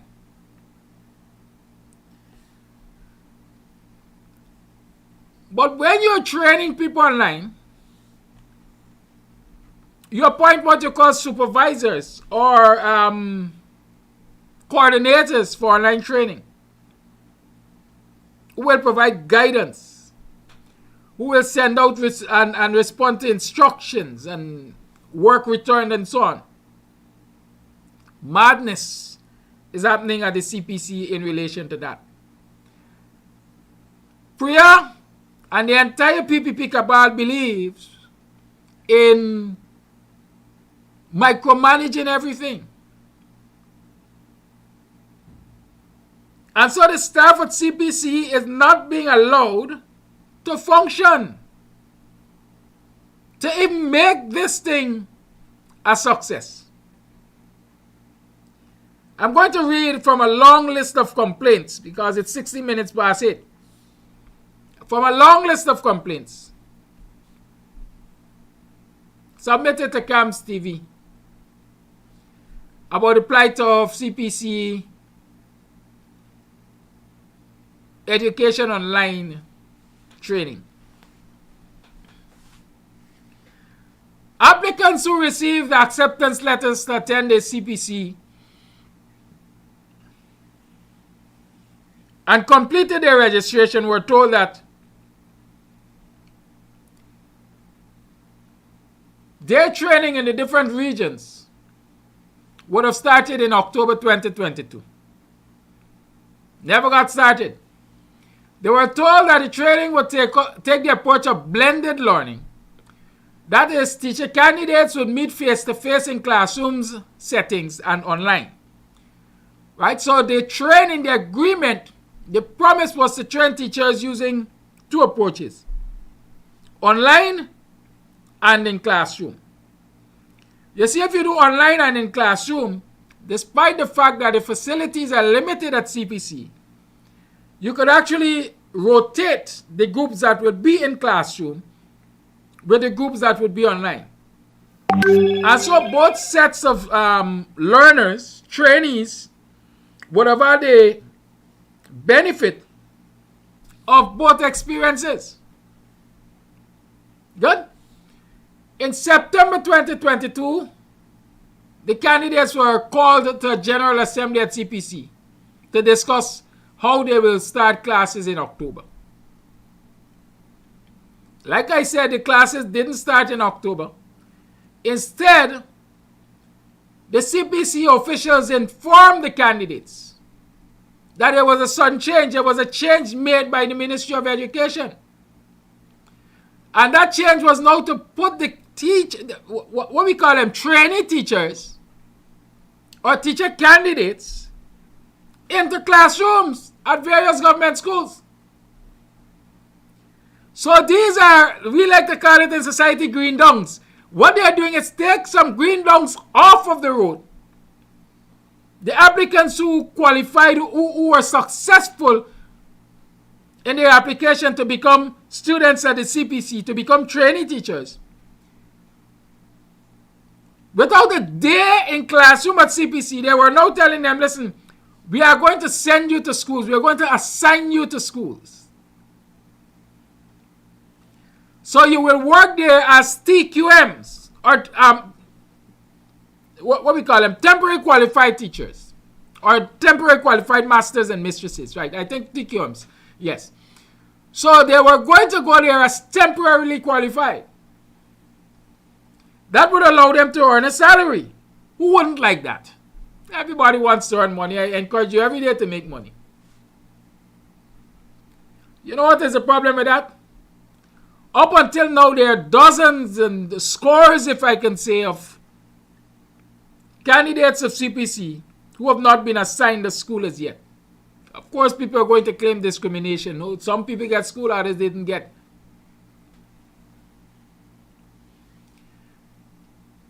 The online training that was supposed to start in October didn't get started until February of this year. We are in April now, right? So 2 months ago is when the online training started. Well, the teachers can tell you the level of stress that they are experiencing from the start of the online classes in February. Here are some of the complaints. Teachers were enrolled for a maximum 8 courses. Right? As we speak, they've received confirmation email from their tutors for less than half the number of courses that they were enrolled for. So if you're enrolled for 8 courses, you're supposed to get a confirmation email from your tutor to say that, yes, you've been enrolled for this course. These are the credentials that you will use to log into this course. This is your course outline, etc. Less than 50% of the tutors have responded. Wait, don't cut off the head yet. You're going to know why. All the courses were posted on the platform for completion.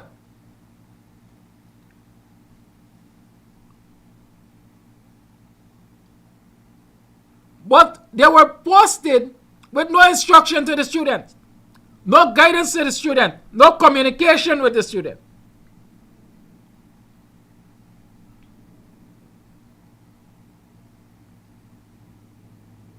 Remember, we were talking about the CPCE, Sierra Porter College of Education. That is where we are training our educators.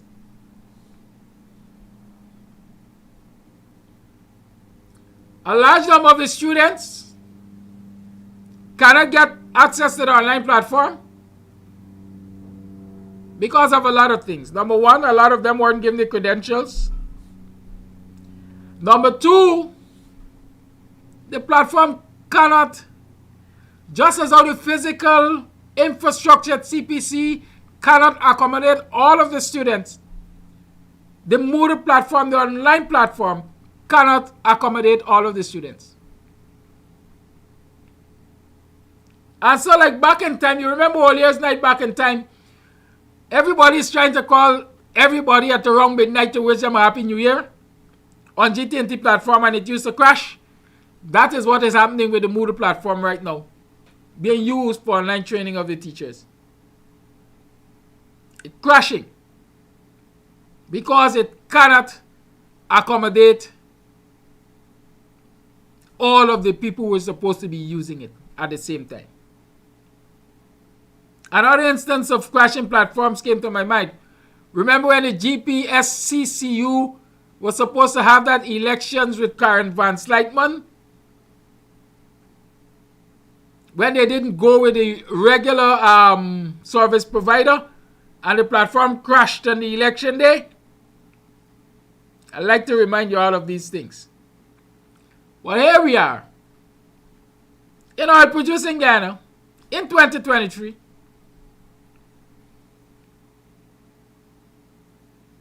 You have an installed cabal,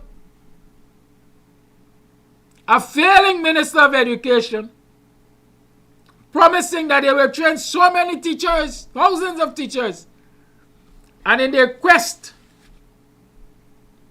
to prove that they can work magic, they put the entire system of teacher training at risk. The physical capacity can't deal with all of the students at one time. The alternative is to put them into classrooms as TQMs. Yet many of them are not yet in classrooms. Despite that, they should have been there since September of last year, since October. The training should have started in October. They were supposed to be trained online, or they are training online. That training started only in February. And there's tremendous difficulty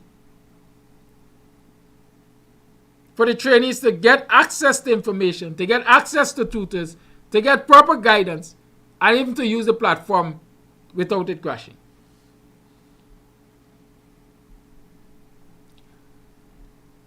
I understand the error message that you get for the most part out of the Moodle platform is 502, bad gateway. Right? Assignments are being posted. But again, with no clear directions. You get an assignment, you get a due date, but no clear directions. Students are supposed to be teaching themselves. I'll tell you something about that just now.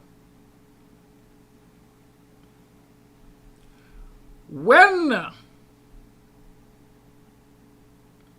approaches were made to the tutors at CPC in relation to these courses and the release of course information, you know what they were told? We are only facilitators. Right? We do not know how to release the content. We do not have access to release content. It is the Ministry of Education which manages the Moodle platform. So the tutors don't have that access, which is necessary to work with their students freely. The Ministry of Education manages the platform.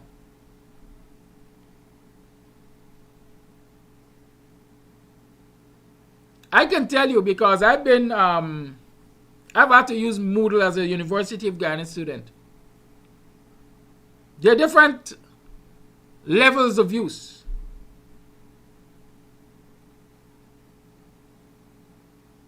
And so my understanding or my reading here is that the tutors perhaps are signed on to the platform with the same accessibility as students, not above, not as administrators. How then can this thing be effective? How? If your manager can't even manage the Ministry of Education, she's managing the CPC now. Is that it?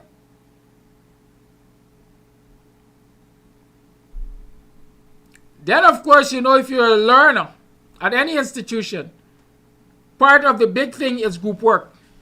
You have to work as groups.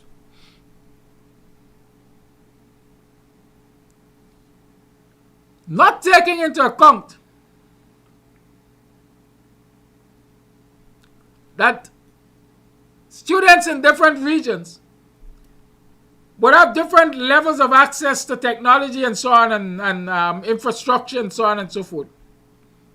I understand that the students are placed in group without regard to where they're operating from.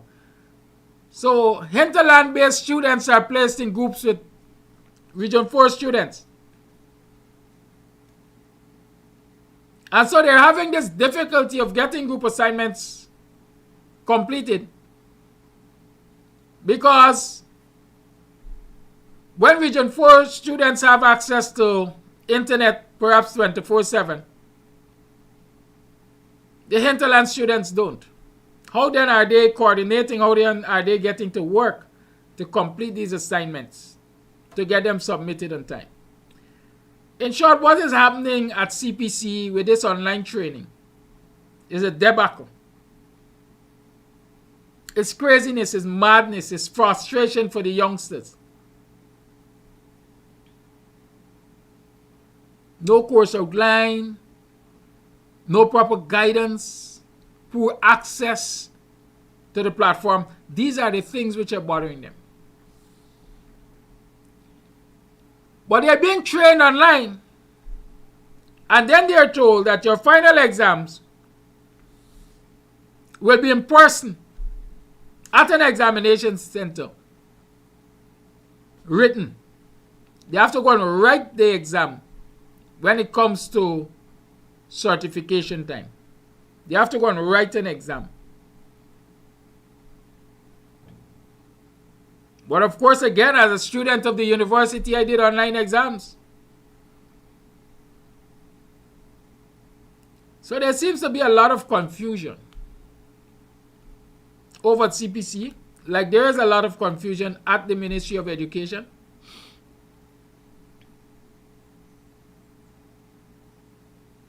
Because Priya doesn't know what she is about. It would appear that the Chief Education Officer, Saddam Hussein, who many of us argue is ill-qualified, less qualified than the job requires.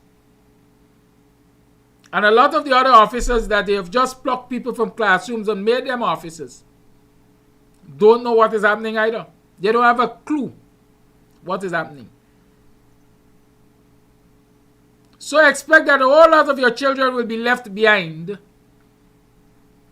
Not through the fault of these young teachers who would like to give service to the nation as educators, but because the system is failing them.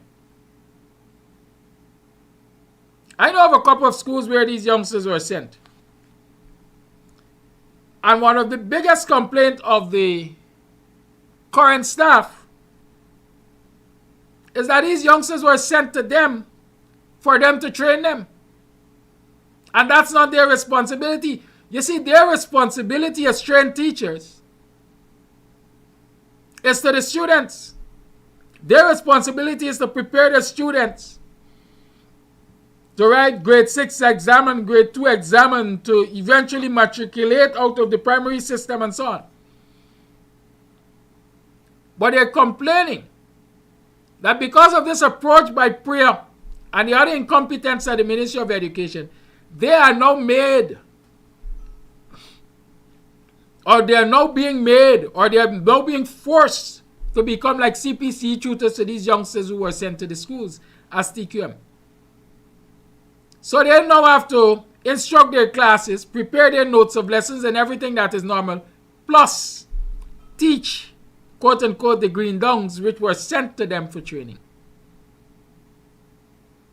Remember, they have not seen an increase in wages and salary. They don't get any allowances to that work. They themselves have their own challenges in the classroom because of lack of proper resources and so on. What are we going to have in a few mornings' time when this generation of teachers will be required to take over the classrooms?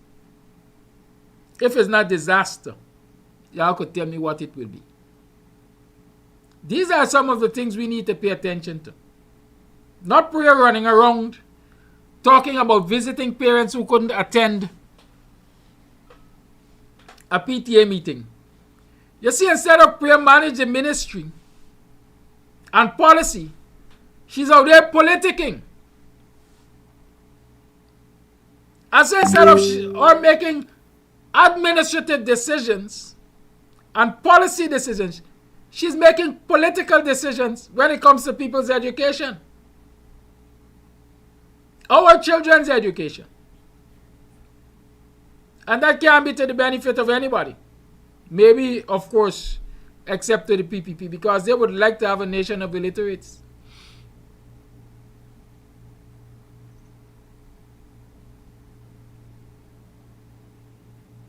Maybe they don't understand that.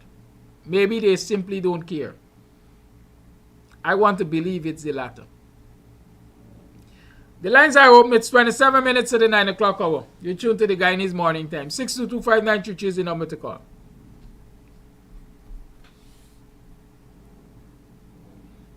Call and let's talk the thing. Let's talk about Sitira Gal and her continued failure at the Ministry of Education as minister.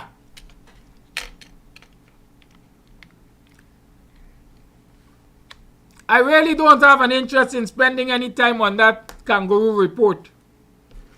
So yeah, watch yourself. Let's talk about the fraud that is being uncovered across this country as a result of the nomination process. Ole, good morning. Good morning to one and all. The topic that you're on this morning is a very touchy topic. We're talking about education and our children, our future. You know, and I would like the Guyanese populace to listen to this here and take this advice. We are seeing that these people. Am I on? Yes, you are. Yeah, yes. We are seeing that these people, they're not only messing with our present life, but now they're also messing with our future, right? We see that this infanticide our future, our children, right? The education of our children, and I think that people, Guyanese people in all, they should rise up against this here, because we cannot have our future to be a bunch of illiterates, right? And this is what they're doing. And I don't think that they're just inadequate. I think this is more sinister. I think that they are doing this because of the aim that they have. They need to have our future children be subjected to their future children, to their future generation, right? And I think if there's never time for us to come out and put our bodies on the line and willing to die, I think this is the time for our children, because this is very, very important. We cannot afford to have our future generation not knowing to do nothing because they're so illiterate, they're so dunce, right? And these people here, this is exactly what they're doing. And like I said, again, I don't think that they don't know what they're doing. They know exactly what they're doing, but this is what they intend to do. They intend to subjugate the future generation, especially the black people, right? And that's the reason why I tell some people who think that they're uncomfortable, especially the black enablers, who think that they are comfortable because they're eating off of the crumbs or whatever of the PPP's plate, right? And they're thinking that, okay, you know what, I'm eating, I don't care, I'm going to take care of my family. But what about when they die? That's what I tell them. I said, what about when you die? Do you think your future generation, they will be in the position that you are in right now? Because their future generation, the enemy's future generation, they will be more powerful, and they would enslave, or they would suppress your children. Your children that you claiming that you supporting right about now, and you claiming that you putting them in a good position or whatever, but it will be taken away from them because they wouldn't have an education. They wouldn't have no back, they wouldn't have the resources that you have right now. I'm talking about the enablers. They wouldn't have the resources that they have right now. They wouldn't have the contacts and all these things because everybody will be dead and gone. And the future generation, so we leave in our future generation to fend for their own. So people, black people especially, rise up. Don't let this here mess with your future generation's education. That's very important. Education is very, very important. We need to push back strongly again. We need to die for this. This is important. If it comes to that, we have to die and kill. We have to do that for our children. That's what I say. Thank you. Thank you for your call. The lines remain open. 6225923 is the number to call.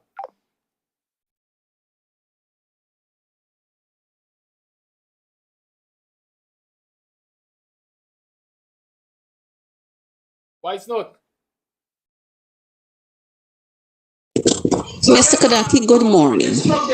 Concerning this group work with students online, I mean, it's nice, yes, you know, you put groups to do work, but at the same time, they should have some system in place to monitor these students, because you find there are many students who made no contribution to whatever topic they have to do in groups, and at the end of the program, they get in marks. And they contributed nothing. So I think they should put systems in place to monitor them. You know, I can tell you about that group work and monitoring students and so on. You know, human nature is strange because, again, as a student, I had to do group work. And I remember doing a particular course, and the lecturer issued out what I will call reporting forms. Every student had to assess the other student for participation. Right? Of course, I think anonymously, I don't think you have to put your name on the form. But you have to put the student's name, who you were assessing. And so when the lecturer looked at those forms, he or she decided how to grade every individual member. Right? It's a kind of self-policing thing when it comes to group work. Each is supposed to police the other. But in many instances, knowing to your bosom that your colleague did not contribute or did not contribute meaningfully, the human nature in you in most cases still kick in and say, man, let me get him a pass. Right? So you don't complain to the lecturer about them not participating. And so in many instances, a lot of us contribute to them not participating and getting what they call them might refer to as free marks. We have responsibilities too, but I understand the need for monitoring. I understand the need for instructors' involvement in these processes.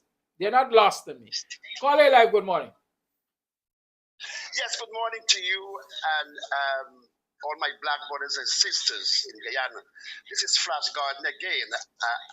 I mentioned yesterday I would have suspended myself if I see, yesterday or the day before, if I see 50 Indian, the holy people did protest. I did not see 50. So that make I'm calling in today. As we're talking about education this month, it's a good subject.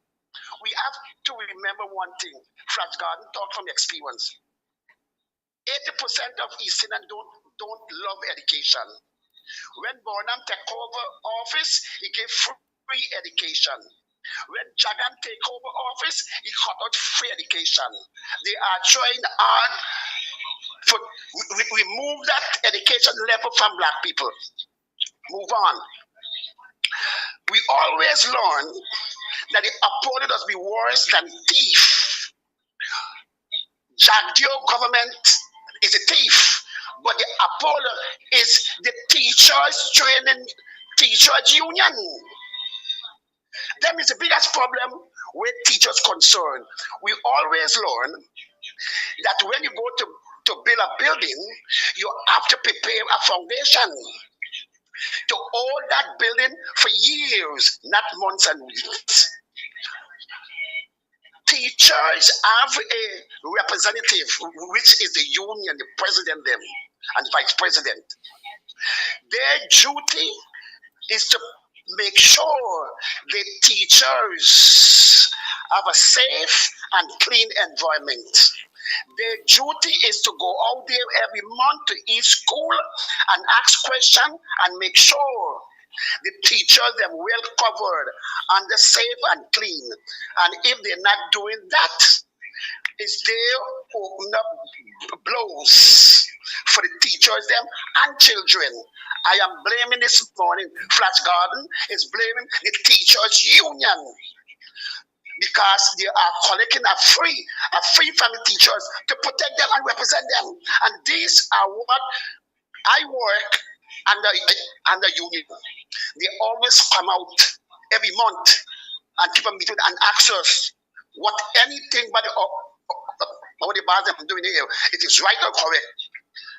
It's teachers union is to blame for all this nonsense in Guyana, where the school concern and teachers concern and people education is teachers union.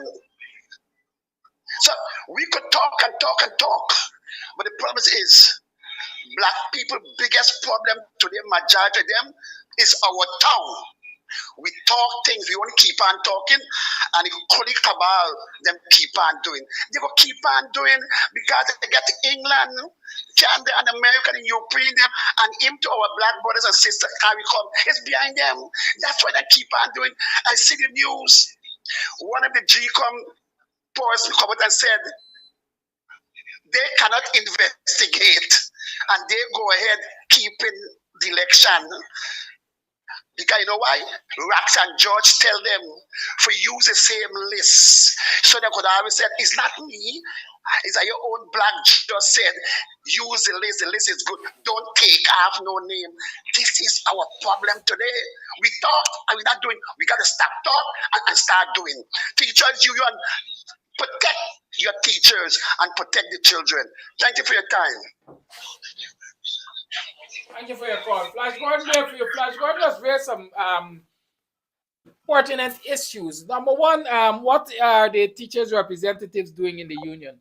But you know what? Y'all know me. I like to think outside of the box. The union has a responsibility to its members.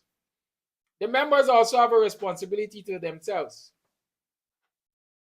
I am sure somewhere in the teacher code of conduct or whatever the what we call it, conditions of work, call all the line. When you talk about the conditions of work for teachers, call all the line.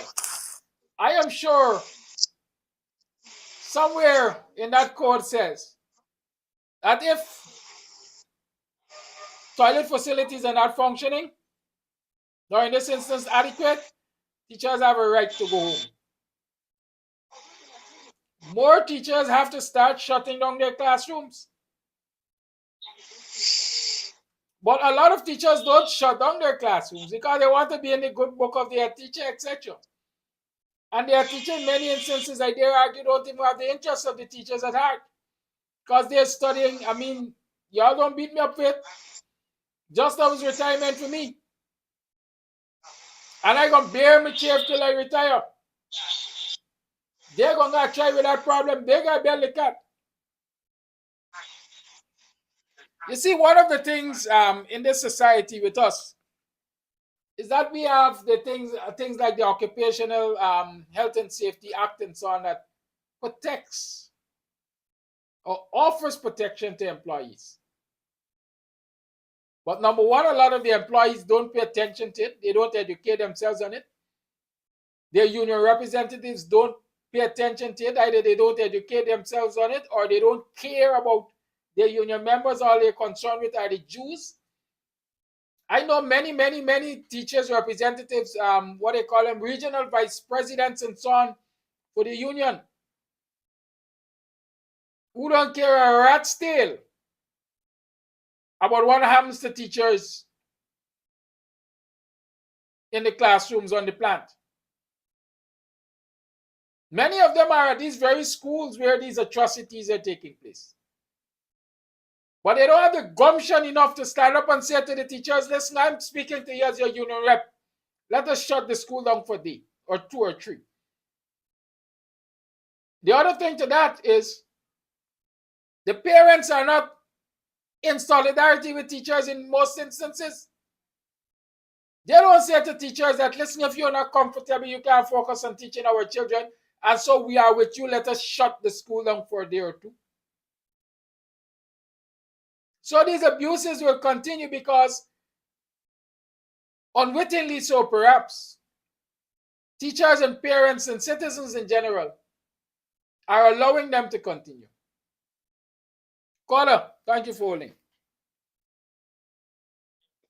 To you, Brother Kadaki, and good morning to the rest of Guyana and the diaspora, those who are listening on the program this morning. I find that the program is being distorted. I think the PPP is fully at work trying to disrupt your program this morning. But I would like to ask of you, Brother Kadaki, if I can veer off a little from this subject matter. Your permission. Well, I don't know where you're going, but go ahead. Hello? All right. Well, quickly, let me say, all right, while it is good for us to brainstorm how we can have a good educational system and have our kids educated so that they can be the leaders of tomorrow, it is very good that we can see all the loopholes and things that need to be corrected. I think it is better for us to focus on removing this installed government from power. In order to fix that system, because what I think is that you will not be able to effect changes in the educational system unless you do that, remove this dictatorial installed regime. Because no matter what we say or discuss here this morning, let's say we put it in writing and submit it to the Ministry of Education for consideration of implementation, they will not act because they're dictatorial in nature. They will not act because they think that they know it all. They think that they know it. You think we can say to me, Priya Manichan, this is what we think should be done, and you should implement this in this particular school because we live in this area and we know the problems of the kids in this area. You think she would give credence to that? No, because they think they want to sell their political view. In everything they seem to dominate. Every single thing they see, they try to dominate. So when you make a suggestion, to me, it is not like in the United States we have the Democrats and the Republicans, and if the Democrat put forward a policy and the Republican make a suggestion, they would say, okay, let's try this for a few months or a year and see if it works. And if it works for the American people, we go with that. The PPP do not think like that. That is why we gotta focus on getting our acts together, going to an election and removing the PPP from power. Then and only then we will get change for Guyana. Thank you very much. Have a nice day, every Guyanese everywhere. Bye. Thank you for your call. Okay.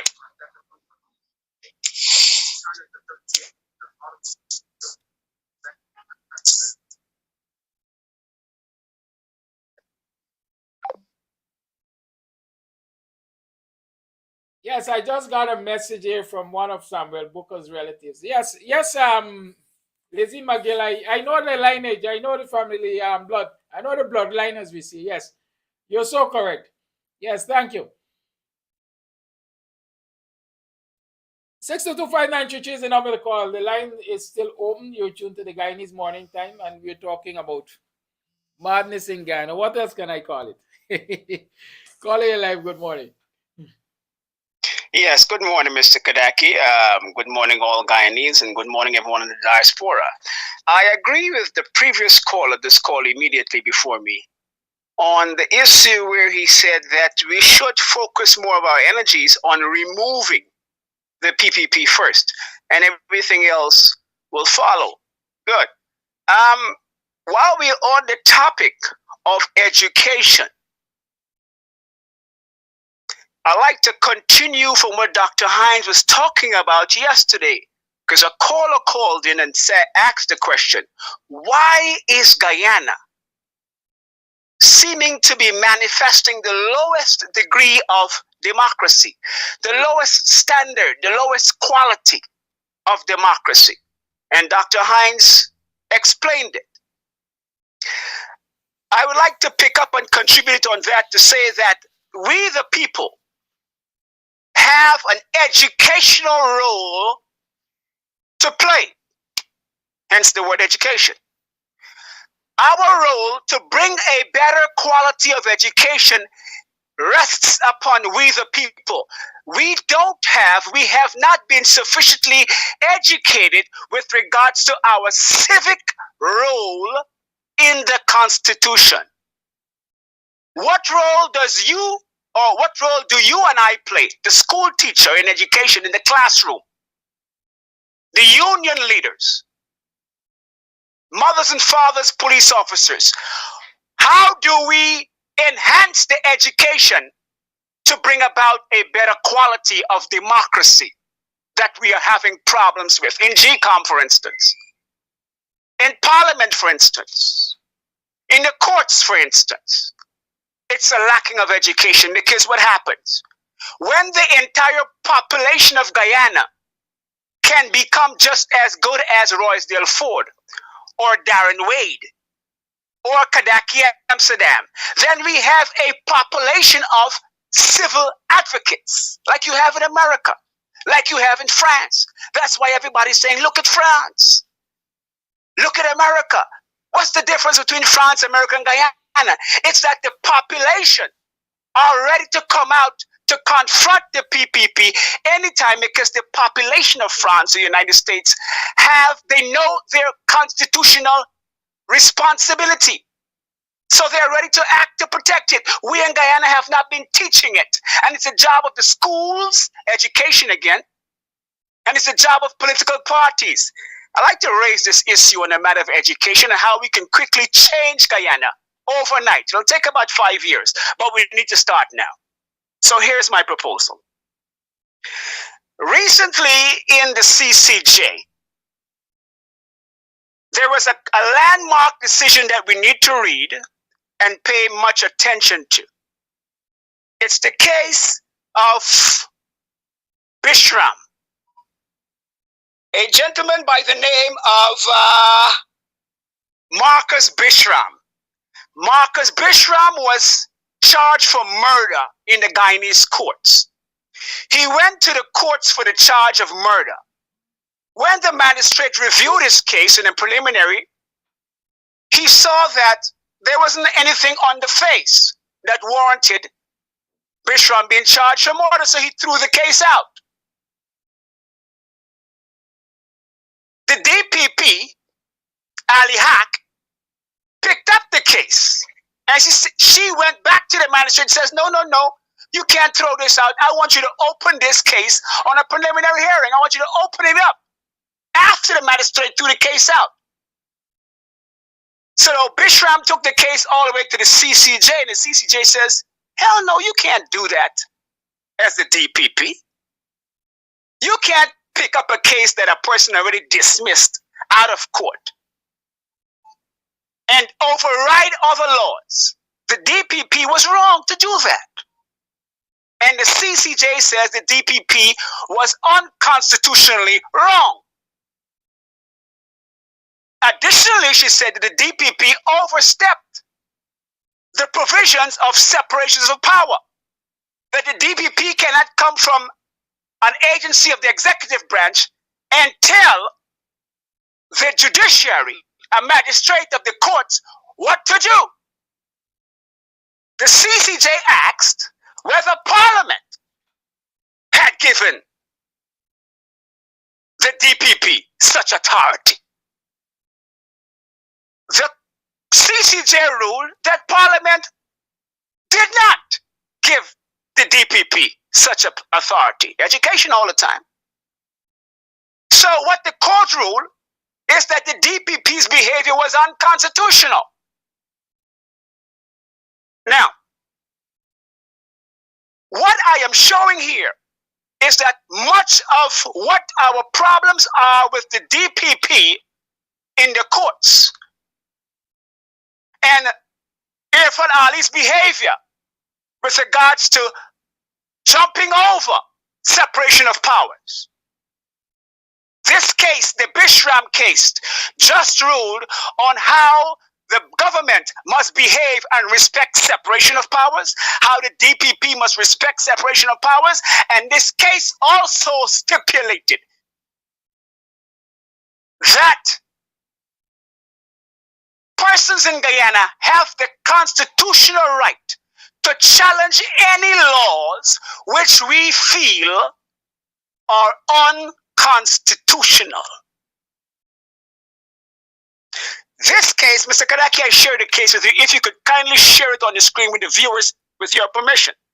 Because the viewers need to be able to see on Google the case. They could read it for itself. It's not long, it's about 38 pages, but you could basically read the first page. This case is very instructive on our political fight. That's the educational part that I want to bring home.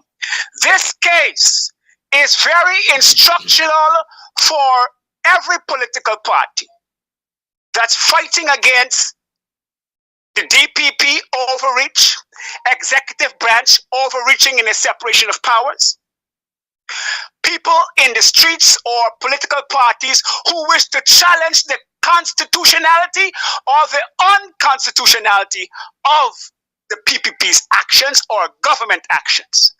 This is such a case. I can't explain everything because I'm limited by time. So if Mr. Kadaki could share it, you could each read it, share it amongst lawyers and party people and concerned private citizens, that we can challenge the laws of Guyana. Now, let me close by saying this. We need a constitutional movement. What is a constitutional movement? A constitutional movement is the same movement that Thurgood Marshall and the NAACP used to educate African Americans of how they can put their little cases in courts in California, New York, in Mississippi, in Georgia, wherever. And eventually these cases came together, consolidated together, to bring about the reverse of a Brown versus Board of Education, segregation in educational systems across America. South Africa apartheid. When we first heard the name apartheid, we heard it through reggae music here, there, all over the world. But there was a conscious effort, a constitutional activism amongst the people. It's a constitutional movement whereby you teach. Political parties need to be teaching the people on the street. Those people that are in front of GCOM, I would like to encourage Comrade Norton and anyone else to start constitutional workshops amongst party grassroots people. The grassroots people have a strong desire to fight, but they don't know how to fight. We need them to give them the basic machinery of how to challenge the Constitution. So we become just like the Americans in terms of readiness, knowing, education to challenge wrong pushed by the PPP. There's an entire army in front of GCOM, but very little of them know how to funnel that energy to do what Roysdale Ford or Darren Wade does. We can do it. Thank you, Carla. So, yes, Mr. Kadaki, there is one last thing that I forgot, but I guess I touch on that tomorrow. Once again, I encourage political parties to have constitutional workshops to educate for the constitutional movement. We need that urgently. Everything is about the court, the courts, the courts. Thank you once again for affording me this time. Thank you for your call. Final voice note. Mr. Kadaki, good morning. You know, let me just say this clear. We are making a lot of joke and wasting a lot of time while the PPP is going ahead doing all sorts of things in this country. Now the protests. We went out there to protest. This protest should have been escalating by now. You know how many persons I personally round up that we would go join this protest. But what? This one-day protest, I am not for it. I know about protests. You understand? And protests has to be effective. Protest that is not effective does nothing. Okay? I am not for it, and many people are not for that one day thing, and that is what is causing people not to come out there. You understand? We have to be effective when we protest. When we protest, people must you must see the effect. And that is not happening. And that is why these people are doing what they feel like, because they always have to say. And they did it when we, the public servants, strike way back, I think it's 95 or 97. And they said we were going to be out there for 1 week. But you better believe it. We were out there for 60-something days. And we could have gone longer if it wasn't for that sellout man, Patrick Yard. You understand? That is protest. This kind of layback thing that y'all in, I am not in for that. And many other people, is why they don't come out. That is why people do not come out to join the protest, because the protest is not effective. Because it's only 1 day. I was waiting to say, okay, this look like it, but this is not it. It's the same layback chauvinist we depend. Well, meaning though. Anyhow, that is that. I want to know who these people think they are. This woman, Claret Singh, should have done all of the court step already. And the other one coming out to say, but an election, while it is moving apace to go where? With fraud, that they already started to do fraudulent things, and we have evidence? No. Local government must not be made to go on in this place with all those fraud. It is blatant, it is disrespectful, it is terrible. Look, we people got to get our acts together. We have to get our acts together. Thank you. Thank you for that final voice note. I see Sean Ben is asking if this caller was on the road on Tuesday. Caller, voice note, were you on the road on Tuesday? Send me your response. We like to always jump up and ask that question. You talking, you been there? Is it a pertinent question? Yes, it is. It is a pertinent question because they say don't cause the darkness, light the candle. How do you get effective and impactful protest? I was reflecting this morning when I called the names of Emily and Yvonne and Rhonda and others, that they became a part of, quote unquote, my crew the day when I decided that the march around the Jericho walls at Square of the Revolution wasn't making sense. And I headed out to in front of Prayer's ministry.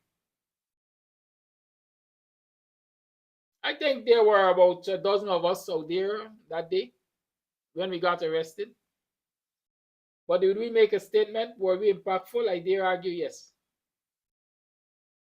Did I wait on the leaders to do something impactful? No. Did I stop the protest after I was arrested? No. We protested for several days. How many others came and joined us? Nil. Well, almost nil. Because instead of the crowd got large, it got smaller.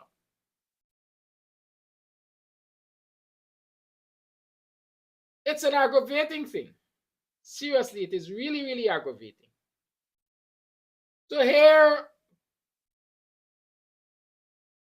people speak ever so often about what needs to be done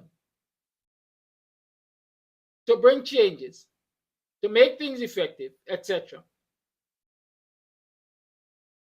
But these people are not doing it. Some of them don't even join to do it. I'm not attacking the sister unless she feels I'm attacking her. But I'm analyzing some of the statements she made. For example, she personally mobilized a number of people to go to the protest. The question is, did they go out? Were they out there? If they were out there on Tuesday, and they believe that this protest should continue for days, what stopped them from going out back Wednesday? And what will stop them from going out today and tomorrow and Monday and Tuesday and Wednesday and Thursday? What will stop them from going out? You see, we have to understand self-determination. Somebody messaged me the other day and said, thank you, Kidaki. You started this. That was happening on Tuesday. You started this, Kidaki. Thank you. And my response was, no, this is a protest that was called by the PNC, the opposition. I'm talking about Tuesday's protest. He said, I don't know what you're talking about, Kidaki. They might have called this protest this Tuesday. But you started protests in front of GCOM, calling for a clean voters list, calling for no elections without a clean voters list, etc. So you started this. They eventually came to the table, but you started it. I didn't have a dozen people when I started.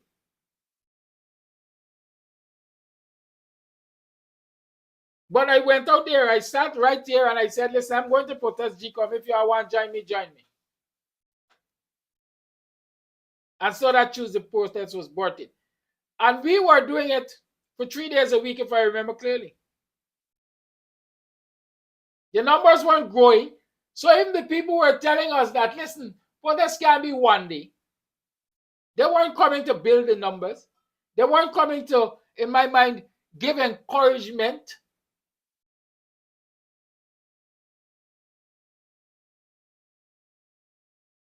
Sometimes we analyze too much. We have to do more. I was quite satisfied on Tuesday when I saw the size out there. And I said it right on this program before I even went out to protest, because the question was asked.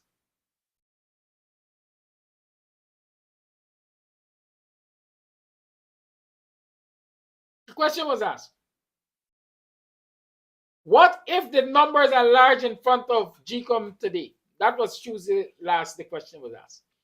I said, for me, it should continue on a daily basis because it means that the momentum has grown.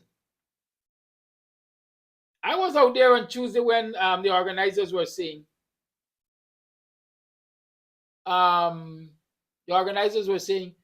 we will return next week or something, and there were protesters out there who said, no. I thought we were going to continue this thing. And the decision was changed there and then. Let's go in front of GCOM tomorrow, which was Wednesday. How many of you were in front of GCOM yesterday? Were there numbers that were really sustaining? You see, you got to understand this thing, you know. If you were able to turn out 50 people in front of GCOM Tuesday, and Wednesday that number reduced instead of growing,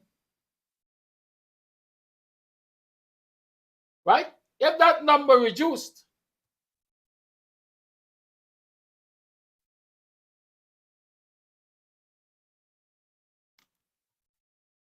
then the message that you're sending is that the protest is failing.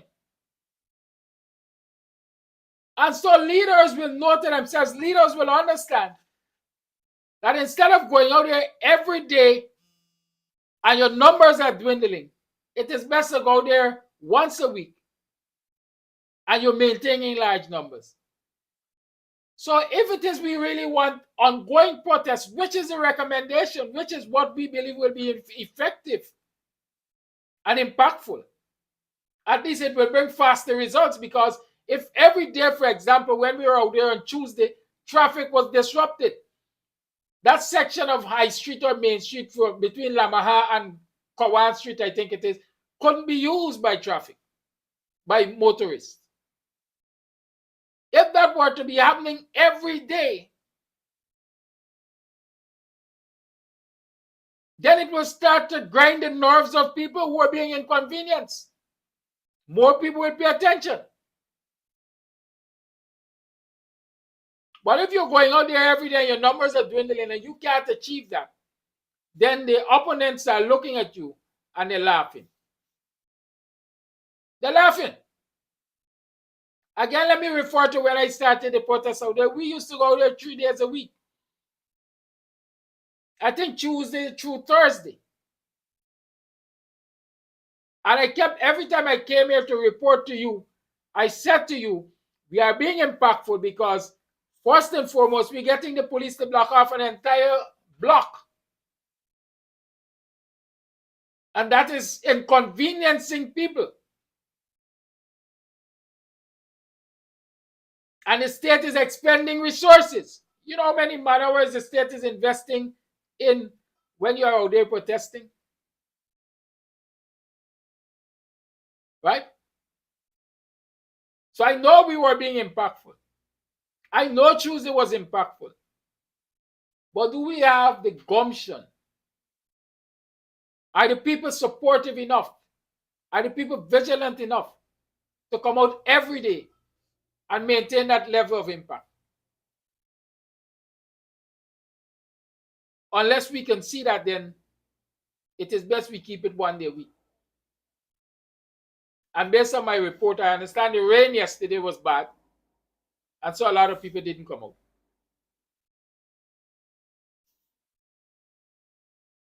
Right? But all those of us who are saying protest needs to be continuous, yes, protest needs to be continuous, but all of us have to jump into the fray. Because there will be protest fatigue. People went out on Tuesday and spent 2 hours, 3 hours, whatever, out there in the elements. There's some people who will be affected, sunburn, etc. And so they might think, boy, I'm going to take a rest today. Who has replaced them? Or who replaces them the next day? I like to sing the song and I like to remind you of this song. We camped last night, we camped the night before. And if we camp tomorrow night, we will camp forevermore. And that's the reason why we campers never die, because campers are born before the old ones die. That song reminds me that you have to have constant renewal. That is how you have constance of action. If the same old set of people are going out there every single day, they're going to burn out. They're going to get protest fatigue. They're going to get financial fatigue.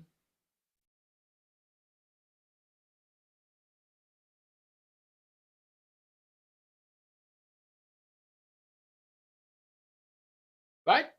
They are going to get financial fatigue. Because if I have to pay my own way to the protest every day, and I'm not, the time I'm protesting, I'm not earning, it will impact my pocket. Eventually. It will impact my plate, my bread and butter. Eventually. If the political party or organization which I'm going out there and protest with has to pay for me to go there every day to protest, provide refreshments, etc., it will affect their pockets eventually too. So these are things we have to keep in our minds. Are people going out there and protest because they see the need to protest, or some people just got to eat the bread? And so when the party says, listen, I will pay each person $5,000 to come out and protest, the numbers are big. But when the party says we can't afford to pay today, the numbers are small. I'm not saying that's the case. I'm just thinking. How the PPP could get so many black people on the street to wear red jerseys? And you can't find so many black people on the streets to wear green jerseys. Because the PPP has the ability to pay for it.